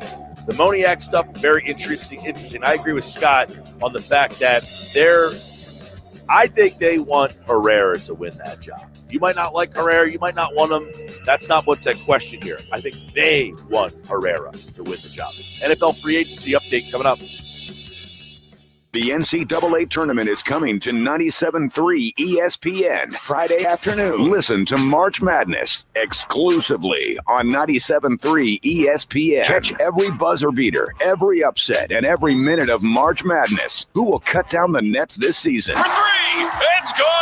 Keep it locked to 97.3 ESPN to find out. Listen to the NCAA tournament exclusively on 97.3 ESPN FM, South Jersey's sports leader. Get the credit you deserve during Matt Blatt Kia's Madness in March sales event with 0 down and 0% APR financing for 75 months. Get to Matt Blatt Kia in Toms River and Egg Harbor Township, because at Matt Blatt Kia, we want to get you approved today. And you can't make a mistake with our 4-day love it or leave it return policy. Plus, we want your trade, even if you owe thousands more than it's worth. So get out of that old car you hate. Come in today or visit us online and get the credit you deserve. Put 0 down and get 0% APR financing available for up to 75 months on every new 2021 Kia Sportage, or take $2,500 off MSRP, because it's gotta be a Matt Blatt Kia. Offers with approved Tier 1 or 2 credit through Kia Motors Finance. Not all will qualify. 0% based on $1,333 per 1,000 borrowed. All Kia Motors factory rebates to dealer. Go to MattBlattKiaNJ.com for complete details. Expires 4/5/2021. Matt Blatt Kia, 6211 Black Horse Pike, Egg Harbor Township, and now on Route 37 in Toms River. Better sleep means a better you. That's why Mattress Firm came up with the Rest Assured Promise, featuring the best mattresses from America's best mattress brands. Like the Tempur-Breeze collection, available now, with a $300 instant gift good towards your choice of sleep accessories. Visit with our sleep experts in-store, online, or by phone to find the right bed for you. Only at Mattress Firm, America's #1 Tempur-Pedic retailer. Offer valid with qualifying purchase. Restrictions apply. Valid at participating locations only. For offer details, visit mattressfirm.com/sale. The journey on the path to spiritual enlightenment is personal. And as you'll hear on the Astray podcast, It can also be deadly. Join filmmaker Caroline Slaughter on the podcast as she uncovers the disappearances and deaths that have befallen Westerners who have taken a spiritual pilgrimage to India. A lot of people that will hear this podcast will be seekers. Don't go to India. This is a Venus flytrap for your vulnerability. Listen to Astray wherever you get your podcasts. Mom, I'm hungry. Popcorn? We should live stream this. Already am. With this new plan from Walmart Family Mobile, I get 40 gigabytes of high-speed data for under $40 a month. It's a limited time deal. Ooh, watch out, loose ball. Whoa. That's double the data with no contract or surprise fees. Yay, buzzer beater. All powered by T-Mobile's nationwide network. Makes me feel like I'm a step ahead. Available at Walmart. Double data ends July 31st, 2021. Hotspot does not double. See terms at myfamilymobile.com. Walmart Family Mobile. Let's start with everyone out there who loves flexing in the mirror. Now, narrow it to all those muscle squeezers who hate stretching their wallet. Well, with my Walgreens, members earn an extra 5% in Walgreens cash rewards on Walgreens brand items. So head to Walgreens for great deals, or limp if you're like me and forgot to stretch while getting in the car. Ow, my calves! Right now, stock up on everything from pain relievers to vitamins with select Walgreens brand health and wellness items. Buy one, get 150% off. Offer valid through 4/24 with my Walgreens. See Walgreens.com for details. The IRS doesn't mess around. If they want your money, they'll take it. They can take your paycheck and bank accounts too, even threaten your home or business. Don't take on the IRS alone. If you owe back taxes, the smartest thing you can do is call Optima Tax Relief. The experts at Optima specialize in a powerful IRS tax assistance program called the Fresh Start Initiative, and their clients that qualify are saving thousands, even tens of thousands. One call starts the process to stop the demand letters, stop aggressive collection actions, and stop the IRS from targeting you. But don't delay. It's important to act now while you still have options. Optima is A+ rated with the Better Business Bureau. Optima has already resolved over $1 billion of tax debt for their clients. Get your life back. For tax help you need, for tax help you can trust, call Optima now for your free consultation. Call 800-968-9022. 800-968-9022. 800-968-9022. Optima Tax Relief. Some restrictions apply. For complete details, please visit OptimaTaxRelief.com. Dell's semi-annual sale is the perfect time to power up productivity and gaming victories. Now you can save what Dell employees save on high-performance tech. Save 17% on the latest XPS and Alienware computers with Intel Core processors. Plus, check out exclusive savings on Dell monitors, headsets, and accessories for greater immersion in all you do. Upgrade today by calling 800-BY-DELL. Again, that's 800-BY-DELL, or you can visit Dell.com/semi-annual sale. The radio home of the Sports Bash with Mike Gill. WENJ, WENJ HD, Millville, Atlantic City, 97.3 ESPN. This is the Sports Bash with Mike Gill on 97.3 ESPN. Now, live inside the Matt Black Kia Studios, here's Mike Gill. So the Eagles brass are speaking on the Carson Wentz trade. This is interesting stuff. Carson Wentz, by the way, will talk tomorrow, but the Philly media is not invited. Think about that. Sports Bash Live, 97.3 ESPN, the free mobile app. Watch the show live. Facebook, YouTube, Twitter. Go to our website, 97.3ESPN.com. So Carson Wentz will have a Zoom meeting tomorrow, and the Philly media is not welcome. You ever hear about that before? You are not welcome to our press conference. You are a member of the media. You are not welcome to the press conference. It's already, look, I'm not sitting here telling you that Carson Wentz is going to be a failure in Indianapolis. What I am telling you is it's already off to a start that he's setting the boundaries and he's setting the way he wants things done.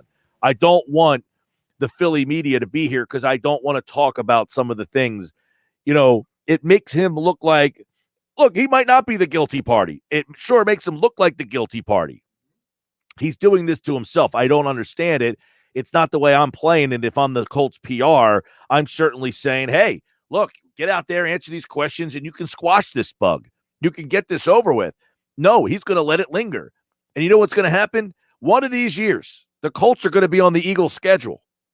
You know what's going to happen? You can't keep the media from going into the press conference if Carson Wentz is talking at Lincoln Financial Field or Lucas Oil Stadium and somebody wants to go in there. Heck, I wouldn't even be surprised if somebody from one of the newspapers or somebody says, hey, the first game the Colts have, I'm going to send you on assignment to go cover that game so you can go out there and be the guy that talks to him. Why would he do this to himself? Now, the Eagles have come out with their own side of things. See, now you've let the Eagles kind of jump out in front of you. Carson Wentz, by the way, will wear number 2, his homage to either Jalen Hurts, his homage to his second team, the second overall pick. I don't know why he picked 2. It seems a little odd. He was 11, and now he's going to be number 2. But, yeah, 1 and 1 is 2. That's what you get. But the trade to the Colts was announced today at 4 o'clock. So now everybody can start talking about it. So Howie Roseman and Jeffrey Lurie both released statements about the deal on the website, PhiladelphiaEagles.com. Nick Sirianni also released a statement. Nick Sirianni may have never even met Carson Wentz. I mean, they may have talked a couple times on Zoom, but how many times have they actually met in person? And even he has made a statement. Now, none of the statements, I think, kind of talked about exactly about what was going on behind the scenes. They were more, well, I'll read them for you. And this statement from Howie Roseman says, quote, everyone does things differently. And I think one of the things that we've had success with is having relationships with our players and having open communication with our players, Howie Roseman said. That doesn't work for everyone, and I understand that. But at the same time, that makes it even harder to let them go in those times when you grow this kind of attachment to them and you have all of the conversations you have had with them and you know their families. But at the end of the day, understanding that he, Carson, felt it was best for him to get a fresh start, understanding that it's hard to win in the National Football League, and to win, you have to have a group of people who are all tied together and who are invested in what's going on here. We just felt like it was a fair trade, and it was a good trade for the Colts, and it was a good trade for the Philadelphia Eagles and where we are right now, and so we pulled the trigger. That is part of Roseman's statement that I want to start with, because in there he talks about we have had success with relationships with our players, having open communications with our players. You know, that's something that's interesting. Not everybody wants to have open communication. Not everybody feels comfortable when you have to approach somebody and be the bad guy. It's not a role that people yearn for. Hey, I want to be the jerk. I want to be the bad guy. And yet Howie Roseman, that's his job. You know what? Many times from the outside looking in, we always say, you got to do this and you got to say that. Yeah, until you're in that spot and when it comes up and you have to be the guy that says, hey, man, you did this. Because then inevitably that guy's going to get defensive, and then that's when a big old argument spews, and then it's a he said, she said. And in 2021, they don't work very well. So as Roseman is saying here is we have an open relationship with our players. And essentially, Carson Wentz wasn't comfortable with that type of relationship. Isn't that what it sounds like to you? Wentz didn't want to be the guy who had the open line of communication. That is a very telling statement to me, is that Roseman is saying we have had success having relationships with our players and having open communications. That doesn't work for everyone, he says. Essentially, what he said is that didn't work for Carson Wentz. Roseman's statement also had this in it. Quote, it's no secret about how he felt about Carson Wentz as a Philadelphia Eagle, whether it was the process of trading up to get him or extending him in his contract after the 2018 season. And we had this season where there were some things that happened, and obviously Hurts ended up starting the last 4 games. We had some conversations with him and his representatives about what was the best thing to go forward. And when we were doing the coaching search, communication with him and his agent, really good, productive conversations, really good people. And they talked about maybe it was time for him to have a fresh start, that he was looking for forward to a fresh start. So let's pause it right there. It said in there that we were talking to him about the coaching search. They went to Carson Wentz about the coaching search, if you're believing this statement, by the way, that they approached Carson. Hey, I mean, does that indicate that, hey, we got rid of Doug Peterson? You want a fresh start? We're going to get you a fresh start. You can have a fresh start with a new coach right here. And then by the Eagles side of things, it was a really good, productive conversation. He goes on to say, quote, for us, we've got to do what's in the best interest of our team. And so if it didn't work for us, if it wasn't a situation where we thought we were also benefiting and he was put in a good spot, that was the only situation that would work for the Philadelphia Eagles. As we went through it and went through the offers that we got. Now he says offers with an S. I don't know that that's accurate. But he says, and went through the offers that we got, particularly the offer from the Colts, the opportunity to not only get the picks, but also get some financial flexibility back for our football team. We decided going forward that was the right decision going forward for us. Now, we all know the Eagles got a third-round pick in this year's draft, and then that conditional second-round pick that could become a first-rounder next year. I don't hate the compensation. It's disappointing that you have a first-round pick that you invested so much in, number 2 overall, and that's all that you can get for him. But I don't know if Roseman was doing him a favor by saying going through the offers that we got.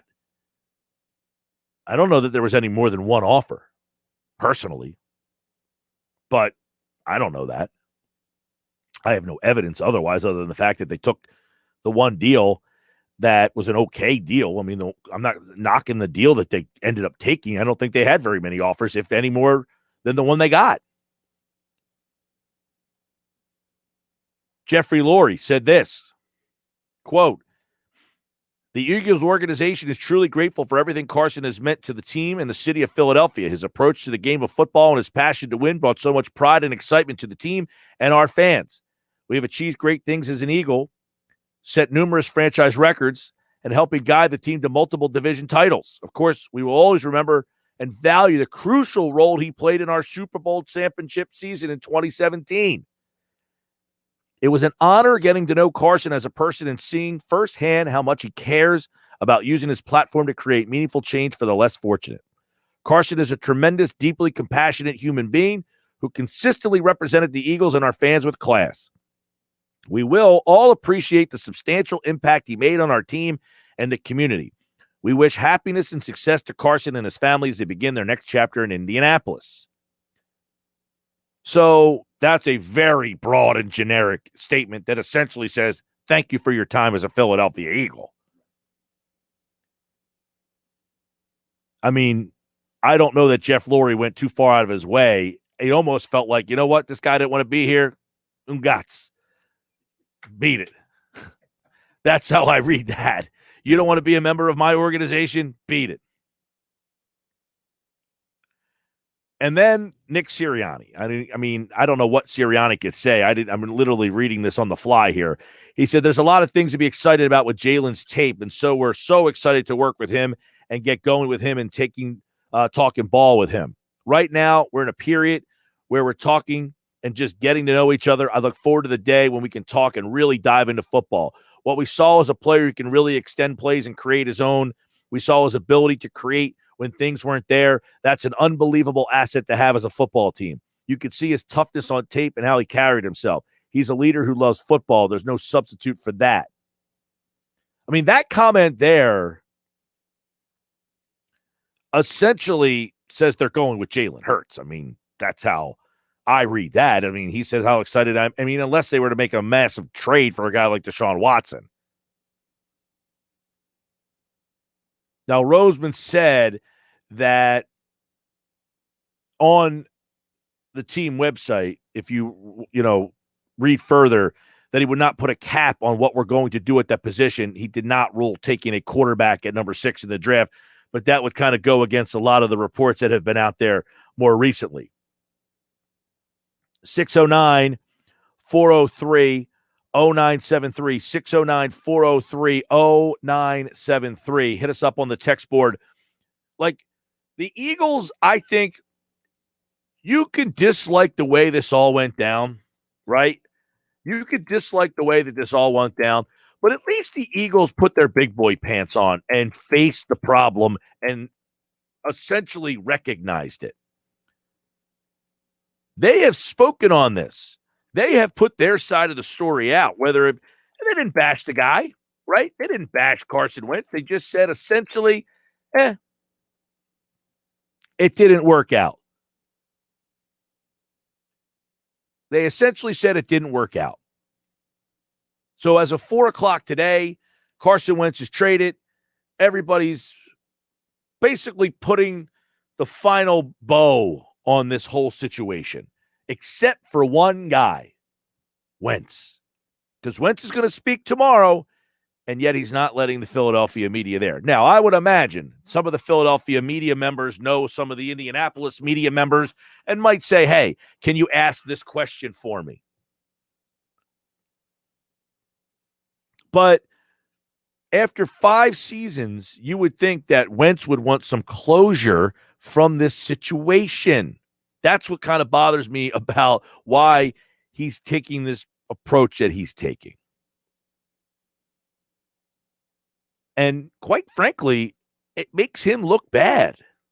He might not care about that. Rob Motti was on the show a little while back, and he said something that, Carson's a man of faith, and being a man of faith, he might not want to go up there and essentially tell a lie.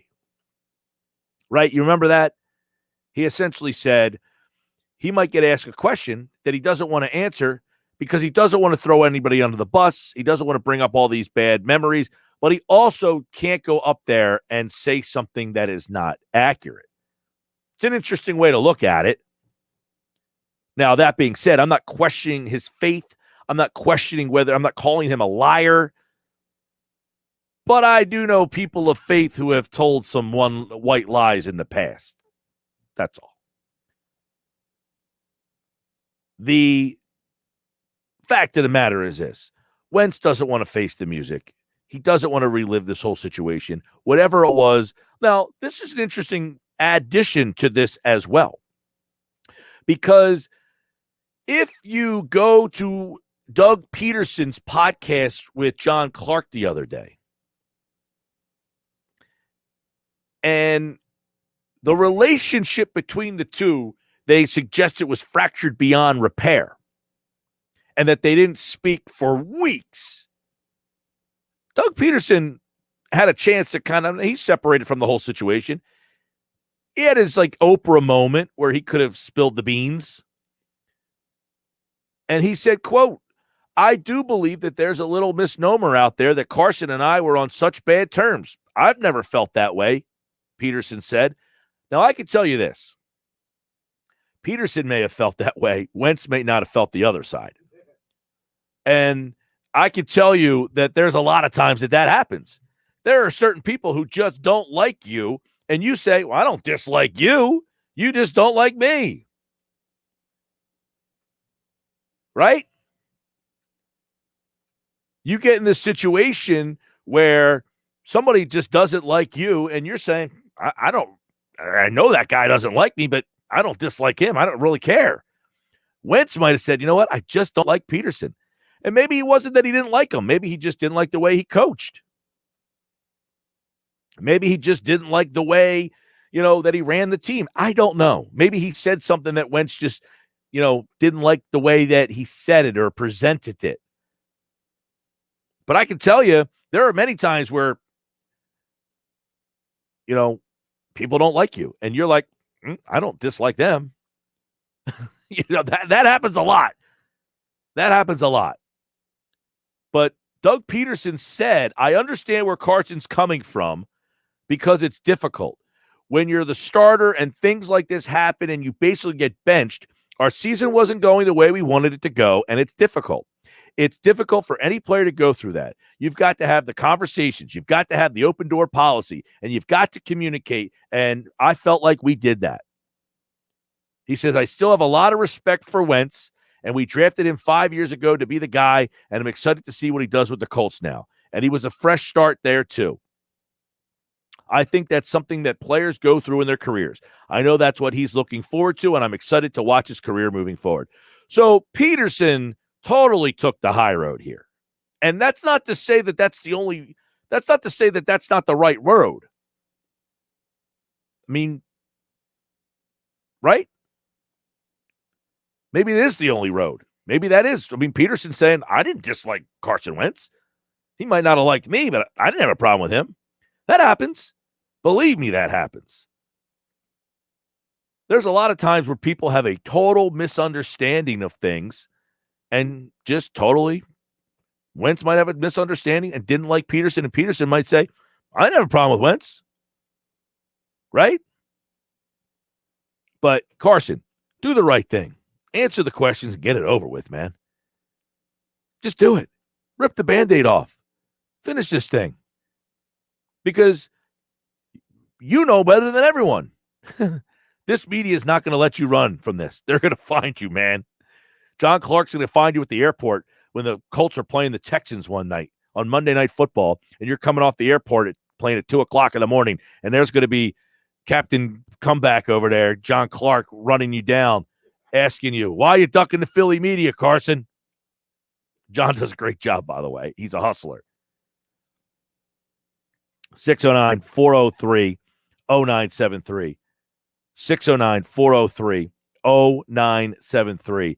Sports Bash Live, 97.3 ESPN. So we've been talking about the quarterback position, right? Is there a quarterback out there that the Eagles may be interested in? And I'm not talking about a second-tier quarterback. I'm talking about a top-tier quarterback. I've got the details on that coming up next here on the Sports Bash, brought to you by John Deere. Nothing runs like a deer. Visit them online at deere.com.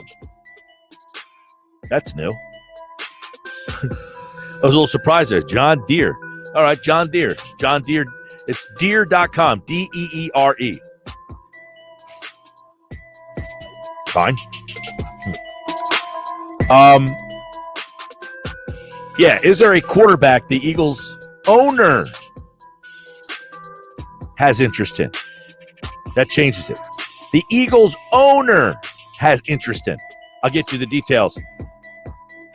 Coming up next, right here on the Sports Bash Live on 97.3 ESPN, the free mobile app. Get ready for the madness. March Madness is coming to 97.3 ESPN. Oh, yeah, it's on at Matt Blatt Nissan. The all-new Matt Blatt Nissan is receiving a special allocation of new Nissans, and we need your trade. So get out of that old car, truck, or SUV and into a brand new 2021 Nissan Murano. $5,000 off MSRP, plus 0 down and 0% APR financing for 60 months on new in-stock Nissan Sentras and Altimas. Matt Blatt Nissan on the Black Horse Pike in Egg Harbor Township next to Home Depot wants to approve your credit today so you can drive a new Nissan with 0 down payment and 0% APR financing, plus our fast track checkout online at mattblattnissan.com. So bring any trade to Matt Blatt Nissan on the Black Horse Pike in Egg Harbor Township or at mattblattnissan.com. On approved credit, negative equity will be refinanced into new vehicle. All factory rebates and incentives to dealer. Not all will qualify. 0% APR financing based on $1,333 for $1,000 borrowed. Murano, 8 to choose. Offers can't be combined. Call 888-731-5030 for all the details. It's on at Matt Blatt Nissan on the Black Horse Pike, Egg Harbor Township. Oh, yeah, it's on at Matt Blatt Nissan.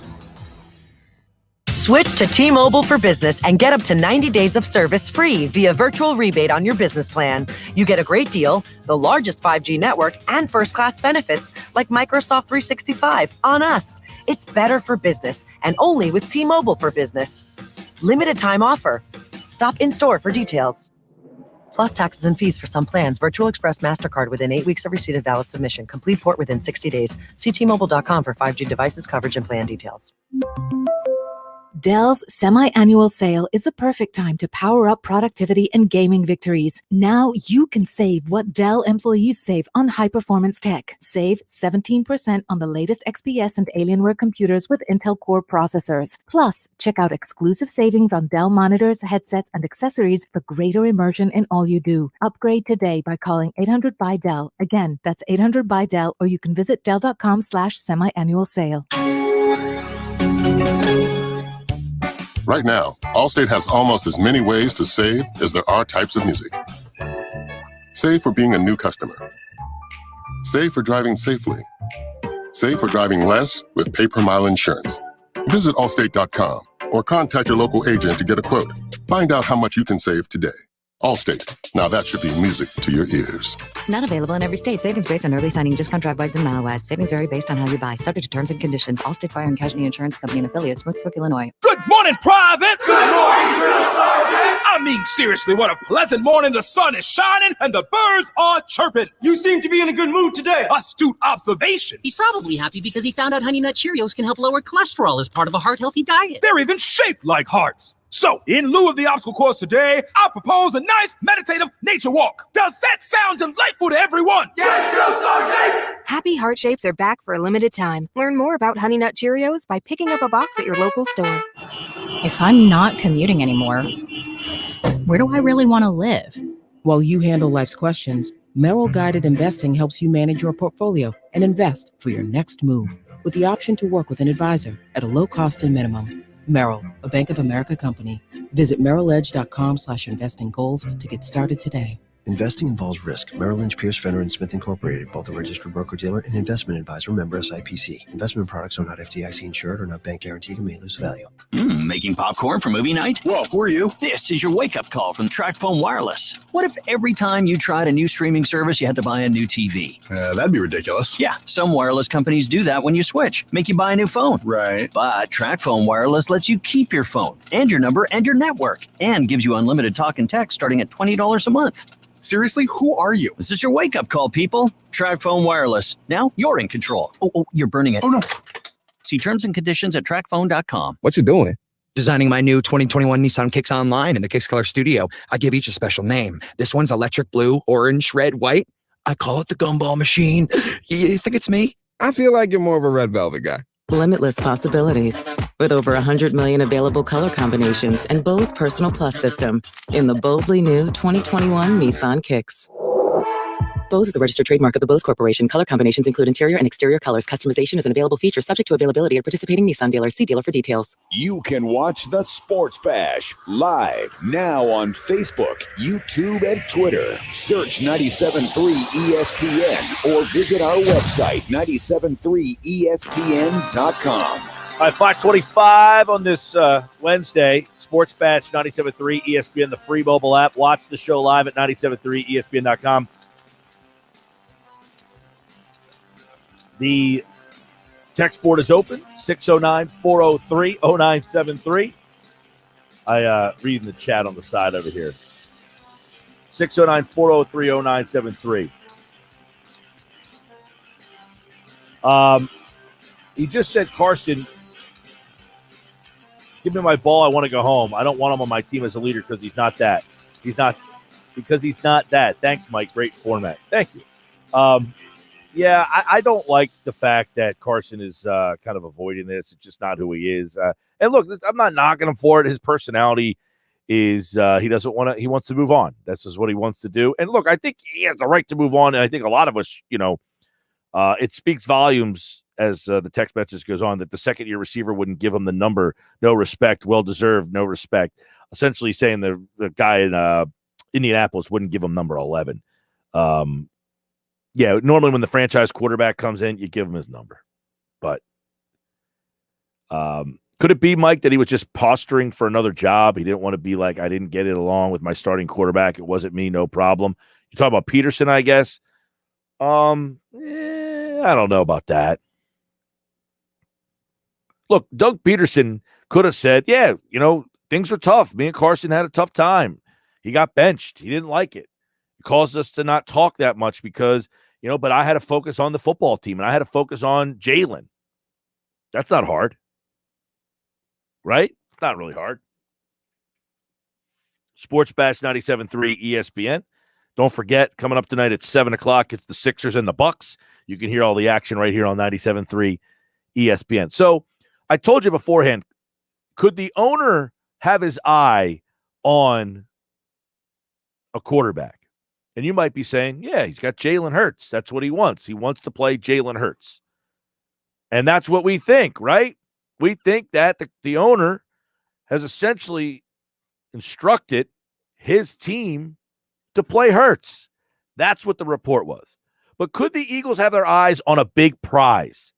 Don't discount it, says CBS Sports NFL insider Jason La Canfora in his latest edition of NFL Insider Notes at CBSSports.com.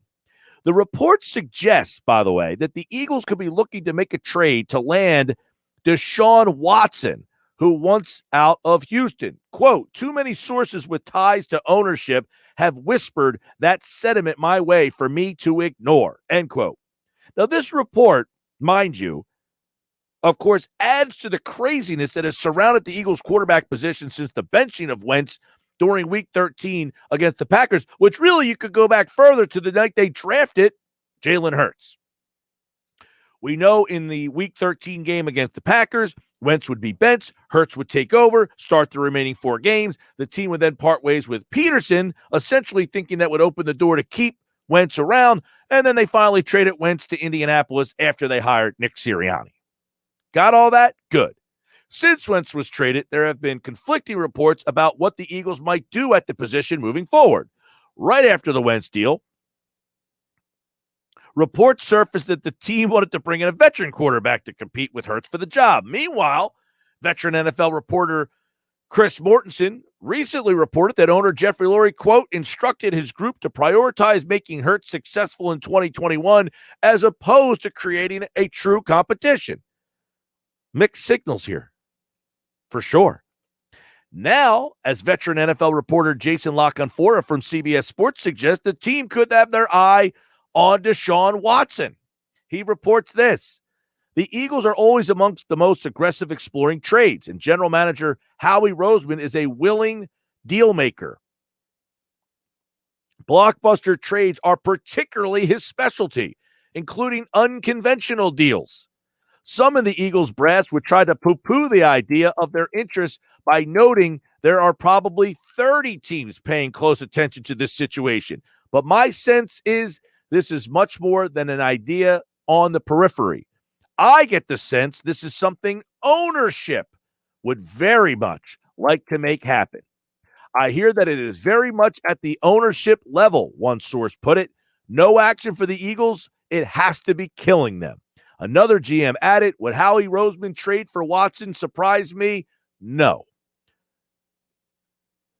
The whole part of this article that stands out the most to me has to be the part where it says, I get the sense this is something ownership would very much like to make happen.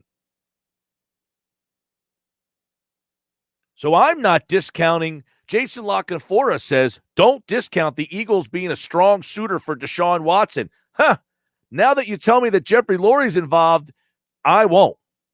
If you just kind of said, what do we know the Eagles to be? They're always involved in free agency. They're always involved with that player, the big name, all of that stuff. Soon as somebody gets cut that has a big name, you guys want to know, the Eagles going to get him? Why? Because Howie Roseman makes all the calls. Simple as that. That's the only reason. The guy that you hate does his job pretty well. He makes every call. Mike, how much money do the Eagles have currently? They have as much money as they want. They are cap compliant. They had to be by 4 o'clock today. They got there last night. They restructured Rodney McLeod, Jake Elliott, and then that bizarre trade that happened and then got taken away with Marquise Goodwin. They reverted the trade back to last year, and then it saved them $4.5 million or something like that. So the Eagles have money to spend. I mean, once they're cap compliant, now they can sign these wonky deals however they want. Mike, with the 6th overall pick in this year's draft, could Russell Wilson be a move? I would like to see the Eagles make, and the Seahawks don't have a first rounder. Sure, you can call them. I don't think it will get it. We're not one first rounder. You're not getting them for one. Heck, the Bears just offered what? 3 first rounders. What's that? Remember that Russell Wilson has a list of teams, and the Eagles were not on that list. Oh, I did not know that. Yeah, Russell Wilson's list was the Bears. Oh, that's right. I do remember. The Bears, the 4 teams, the Cowboys. Saints, yeah. And the Raiders. The Raiders were the 4th team. So. Yeah, so the Eagles aren't on Russell Wilson's trade list. Yeah. So there you go. But he's on. Right, because wasn't the Bears one of the teams on his list? Correct. And they offered the Seahawks 3 first-round picks. And the Seahawks said, no thanks. There you go. Yeah, so that text message, you mentioned Russell Wilson with the 6th overall pick. I would substitute the name Deshaun Watson, and now we can have a conversation. Correct? Sure. And what I would say to you, Mike, Sure. is, well, because I want to ask you, I think part of this conversation also is, the owner may be interested in Deshaun Watson, but is Deshaun Watson, the Texans, interested in the Eagles? Okay, that's 2 points there. One, is Deshaun Watson interested in the Eagles? We have no idea. The stronger point is this. If Jeff Lurie is interested, the Eagles are now interested. That's what's becoming clear, is that if Lurie, look, that's the part of the report that stands out the most to me, is in the report, it says, this isn't coming from, hey, Howie Roseman's conjuring up this idea. Nick Sirianni says, hey, let's make no, the owner wants to make a call to see what it would take. Now, they could tell you to go pound sand. They could tell you to go get lost. They might tell you, we love your offer. And then Deshaun Watson could say, yeah, but I don't. Right. So there's a lot of roadblocks here.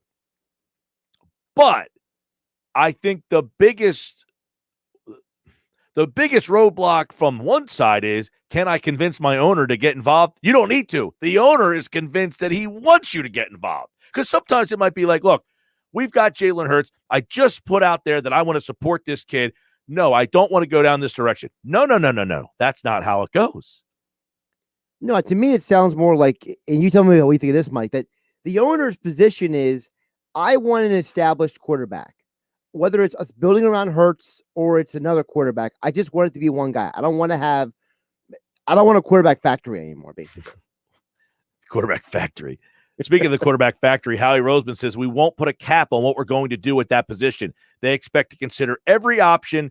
He said that today on the website. So essentially, as they praise Hurts and talk about Hurts, they still don't rule out drafting a quarterback. Well, the other thing is, remember the lock and four, the beginning of the piece said, make a big move. They want to be involved, right? Who says the big move has to be Watson? What if they trade the 6th overall pick for somebody else? Like, give me a name that I'll tell you if it's a big move or not. I'm just trying to think here if something would logistically make sense, but for example, what if you went out and traded for a guy like, the Falcons, Julio Jones? They're going through a rebuild, right? In Atlanta. What if you go out and get a big receiver? I'm not. You got to tell me who's a big receiver. Julio Jones. Julio Jones. Am I giving the 6th pick up for Julio Jones? Are you? Let me check one thing on Julio Jones, and I'll give you an answer in 1 second. I mean, he himself was a top 10 pick when he was drafted. So but you just said when he was drafted in 2011, 10 years ago. He's 32 years old. No, I'm not giving up the 6th pick for Julio. I thought he was like 30, 32. He's a lot older than I thought. But you get what Julio I'm saying. Jones is that old. Yeah, he's been around a little while. I don't know. I mean, DeAndre Hopkins, what did he get traded for last year? Not the 6th pick in the draft. No, it was the 2nd round pick in David Johnson. Right, but that's what I'm saying is. And that was with Bill O'Brien. I get that, but that's established the value almost is, look, for Hopkins, I only had to give up a 2nd pick. I don't think there's a receiver in the league I'm giving up the 6th pick in the draft for. No, I would say I do it for Watson. I do it for Russell Wilson. Any non-quarterback you would do it for? I don't think so. None. I don't think so. I'm trying to, I'm racking my brain real fast to try to say, all right, is there a player in the league? Mahomes, obviously. But that's an unrealistic conversation, right? So you feel like there's not a player that's not a non-quarterback in the league that's worth trading the 6th overall pick for? Am I missing somebody that's standing out? So, that's realistic. Patrick Mahomes, yeah. Well, there's Odell Beckham Jr. There's rumors about him being traded in Cleveland. Not a chance. I am not trading the 6th pick in the draft for that knucklehead. Are you kidding me? What about his teammate Landry? Nah. The 6th pick in the draft? Are you out of your mind? He had a great year last year. The 6th pick in the draft for Jarvis Landry? I wouldn't go on the air with that. I'm just saying, I'm just wondering if part of what they're thinking is it's any big move. It's got to be, they want to make a splash kind of thing. I gave you two. I gave you Russell Wilson, and I'm even dicey on that. Russell Wilson's almost 30, but I mean, quarterback's different. Deshaun Watson.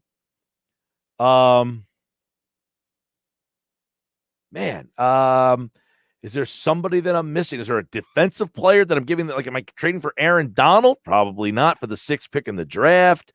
Well, if you're not trading the 6th pick for Aaron Donald, you're not trading the 6th pick for any defensive player. Basically. Right, exactly. Like, I mean, Aaron Donald is going to be 30 years old. He's still the creme de la creme of the league. So. He is, but is that for 2 more years? I mean, Fletcher Cox is still very good, but he's not the same player as he was 2 years ago. No, but Donald has less of an injury history than Fletcher does. True. I'm not doing it for Derrick Henry. I'm not doing it for Dalvin Cook. I'm not doing it for Stephon Diggs. I'm not doing it for Travis Kelce. Christian McCaffrey? Probably not. I mean, I'm not giving up the 6th pick in the draft for a running back. All right. So, no. Offensive lineman, maybe? Is there maybe? I would say maybe if there was an offensive lineman. But, again, I'm in a situation with the Eagles where I'm not really focusing on the line. I could, like, that to me, I'm not giving up my 6th pick in the draft to get an offensive lineman. Gotcha. You know, not now. So, no, I think Deshaun Watson and Russell Wilson might be right now the only 2 players in the entire league I would be willing. Maybe Justin Herbert? Probably not, though. Probably not. So what you're saying is, unless it's a high-tier quarterback, you're not trading that 6th overall pick. Are you? I mean, I'm probably Myles not. Garrett, maybe? Yeah, I saw that one pop up on the message. I mean, I would certainly consider. I mean, Garrett's a beast. Yeah, he might be one guy. He's young. He's probably the best player in the league at his position at the age that he is. That would be a decent one. But no, I'm definitely, if I have the 6th pick of the draft, the only 2 players I think right now, or Mahomes would be included, but he's not. I mean, unless they just said, look, we don't want to pay that contract, you can have it, would be Russell Wilson, Deshaun Watson. All right. I don't even think I do. I mean, I'm not doing Allen. I don't have the weapons for Allen. I don't have enough. Yeah. It's one of those Good question. Deals. I'm just curious. I'm trying to think outside the box a little bit here because, sometimes these reports, it's, people say multiple sources, right? Well, one source may say one thing, another source may say something else, and then you're kind of piecing up the puzzle pieces. You know what I mean? Mike, would you do a trade for Matt Ryan? Absolutely not. I wouldn't give a 6th round pick for Matt Ryan, let alone the 6th overall pick. I don't think I would give a 1st round pick for him at this point. I just said a 6th rounder. I wouldn't give a 6th rounder. You wouldn't give a 6th round pick for Matt Ryan? What am I going to do with Matt Ryan at 30 some years old? If you're a team that's trying to win, you can do something. How long is he playing, Matt Ryan? I'm not a big Matt Ryan fan. I think he's got a couple more years. I mean, I'm not giving up a 1st round pick for Matt Ryan. He threw for over 4,000 yards this year on a garbage team. I know. He had Julio Jones, too. Yeah. No, I'm not a big Matt Ryan guy. If I'm the 49ers, I'm calling the Atlanta. I'm definitely not giving up the 6th pick for Matt Ryan. I can tell you that much. All right, Sports Bash Live, 97.3 ESPN. We got the 5 audio bites of the day that were stood out the most from our guests. So stick around for that. This is the Sports Bash, 97.3 ESPN. Chase Young, he might be a guy I'd give up the 6th pick for. Chase Young. That's a good one there, Jeff. And, yep, I think I would do Chase Young. He's a beast. You're not getting a player like Chase Young at number 6. He was number 2 last year, and he played like number 2. That's a good one. I don't know. You guys keep them coming in the chat on the text board. Who's a player in the league you would trade the number 6 pick in the draft for? I would do Deshaun Watson, and he's the name that's being reported, so that's why it came up. But Deshaun Watson, to me, he led the league in yards last year with nobodies. He had who was his number 1 receiver? Will Fuller? Did Will Fuller even play? All right, Bash is coming back with the audio of the day. Stick around. It's Sixers basketball tonight on 97.3 ESPN with the voice of the 76ers, Tom McGinnis, calling all the exciting play-by-play action. Stolen by Bible. He breaks free and slams it. Oh, man, you're playing with fire with Bible lurking. The Sixers host the Milwaukee Bucks tonight. Coverage begins at 7 p.m. Philadelphia 76ers basketball on your radio home of the Sixers in South Jersey, 97.3 ESPN. Today just got a little more exciting because you have the chance to win $184 million with Powerball. Talk about a way to really shake things up. So keep it interesting and take your shot because anything can happen in Jersey. On some models, excludes Corvette with GMF financing, excludes prior sales. See dealer for details. If you've been waiting for the best deal you can find on a brand new Chevy, then your wait has paid off big time. Right now, during Bennett Chevy's March Markdown event, you can save up to 25% off many of our most popular models. That's right. With Bennett Chevy's famous GM supplier employee pricing, plus you keeping all the rebates, that's up to a whopping 25% off MSRP. Plus, for a limited time, there's 0% financing available on our hottest Chevy models. Got an old beater? Get it to Bennett for an unbeatable $7,000 minimum towards any pre-owned vehicle in stock. That's at least $7,000. Imagine what we'll pay for a good trade. And our non-commissioned sales staff is paid on your satisfaction, not how much you spend. So buying at Bennett's always a pleasure with no need to negotiate, plus there's never any sales pressure. Get to Bennett Chevy during our March Markdown event and find new roads. Bennett Chevy, Egg Harbor Township, and BennettChevy.com. Making popcorn for movie night? Whoa, who are you? This is your wake-up call from TracFone Wireless. What if every time you tried a new streaming service, you had to buy a new TV? That'd be ridiculous. Yeah, some wireless companies do that when you switch, make you buy a new phone. Right. But TracFone Wireless lets you keep your phone and your number and your network and gives you unlimited talk and text starting at $20 a month. Seriously, who are you? This is your wake-up call, people. TracFone Wireless. Now you're in control. Oh, you're burning it. Oh, no. See terms and conditions at TracFone.com. Right now, Allstate has almost as many ways to save as there are types of music. Save for being a new customer. Save for driving safely. Save for driving less with pay-per-mile insurance. Visit Allstate.com or contact your local agent to get a quote. Find out how much you can save today. Allstate. Now that should be music to your ears. Not available in every state. Savings based on early signing discount drive-bys and Mile Savings vary based on how you buy. Subject to terms and conditions. Allstate Fire and Casualty Insurance Company and affiliates, Northbrook, Illinois. The journey on the path to spiritual enlightenment is personal. And as you'll hear on the Astray podcast, it can also be deadly. Join filmmaker Caroline Slaughter on the podcast as she uncovers the disappearances and deaths that have befallen Westerners who have taken a spiritual pilgrimage to India. A lot of people that'll hear this podcast will be seekers. Don't go to India. This is a Venus flytrap for your vulnerability. Listen to Astray wherever you get your podcasts. Hey, James, that order just doubled. We got to move fast here. Indeed knows unexpected growth can stretch your business thin. Somebody pick up that phone. Like at Luca's Gourmet Frozen Pizza Company. To operate at scale, he needs to get started hiring right away. I need Indeed. Indeed you do. And the moment you sponsor a job on Indeed, you get a short list of quality candidates from our resume database. Visit Indeed.com/credit and get a $75 credit for your first sponsored job post. Terms and conditions apply.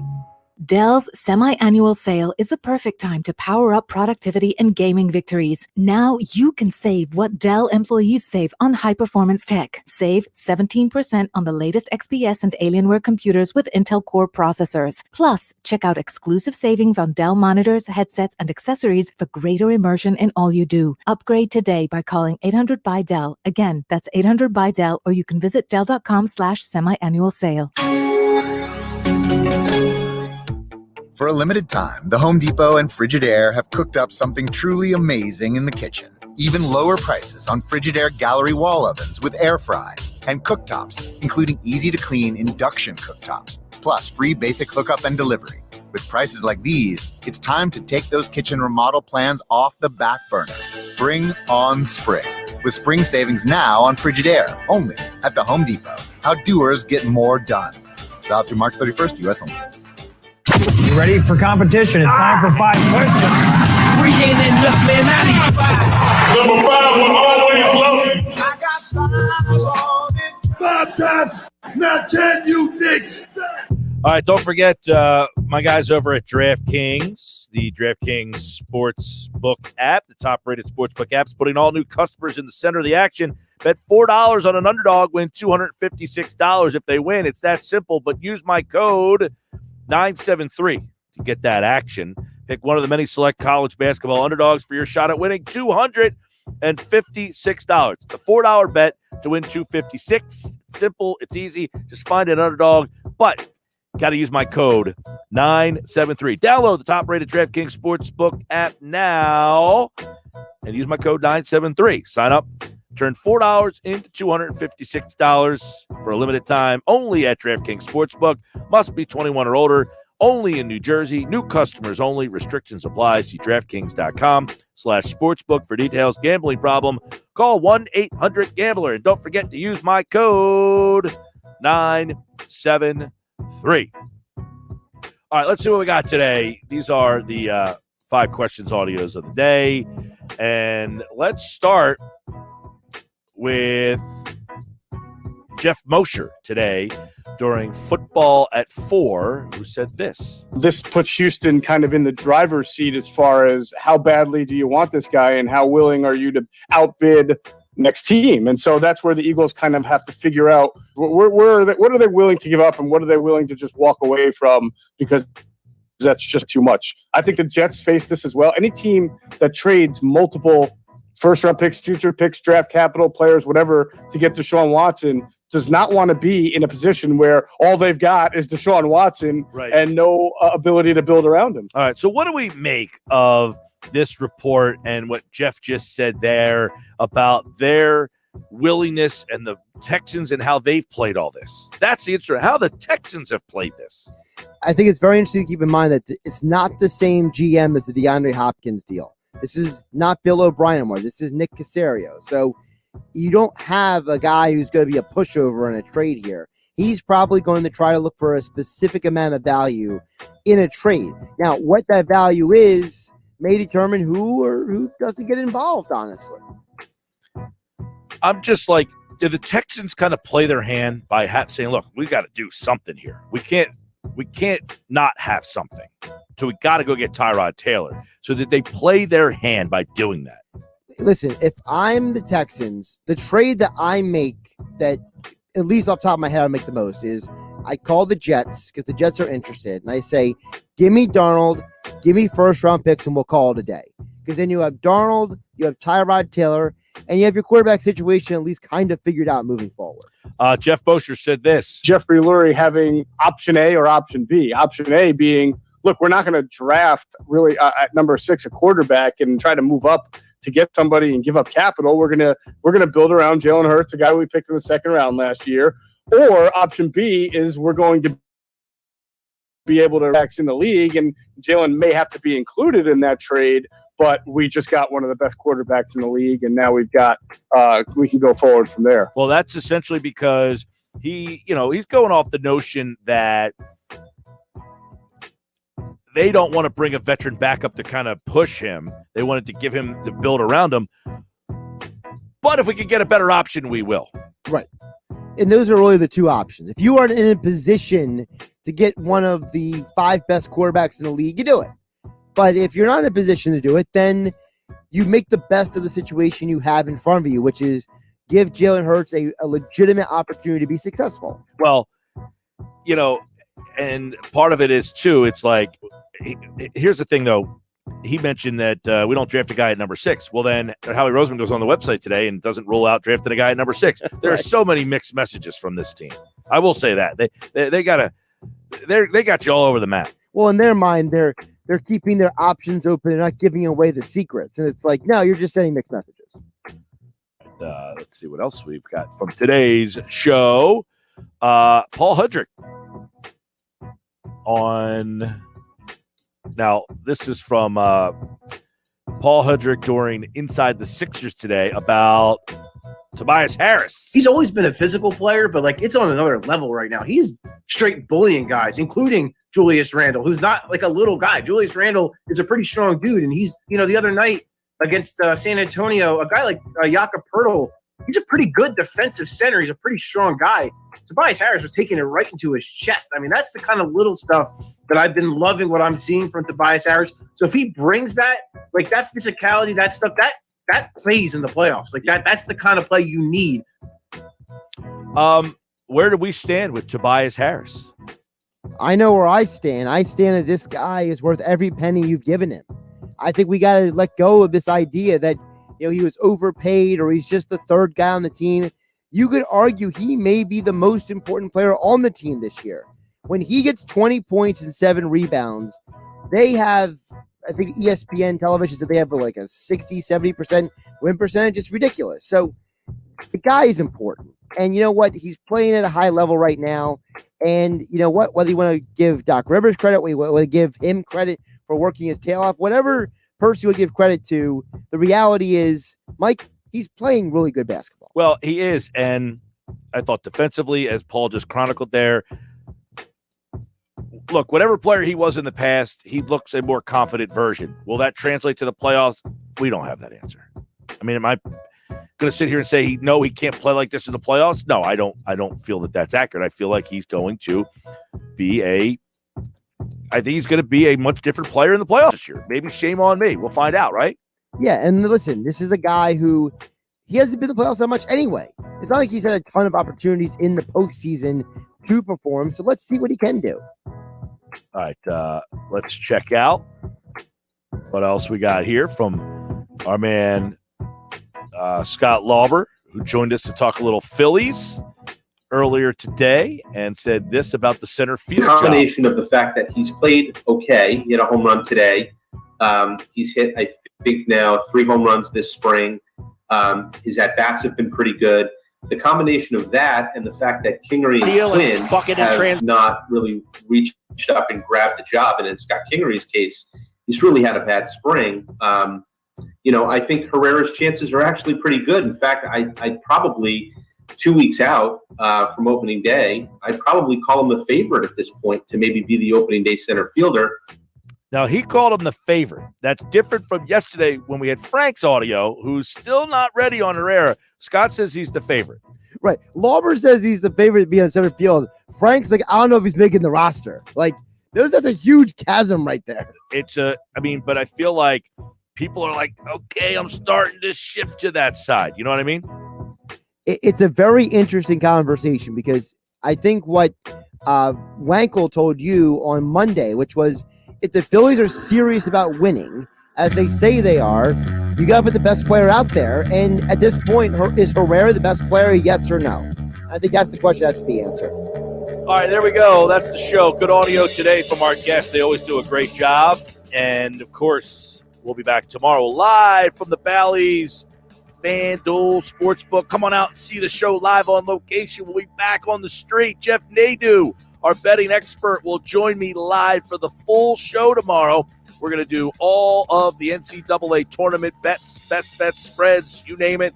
And we'll mix in all the Phillies, Eagles, Flyers, Sixers, NFL, NBA, Major League Baseball that we can in 4 hours. Busy show tonight on Game Night. Dave Weinberg and Kevin McCormick with an update on the Sixers and the Bucks. Doc Rivers just got done talking, so stay tuned for that. I'll talk to you tomorrow right here on the Sports Bash.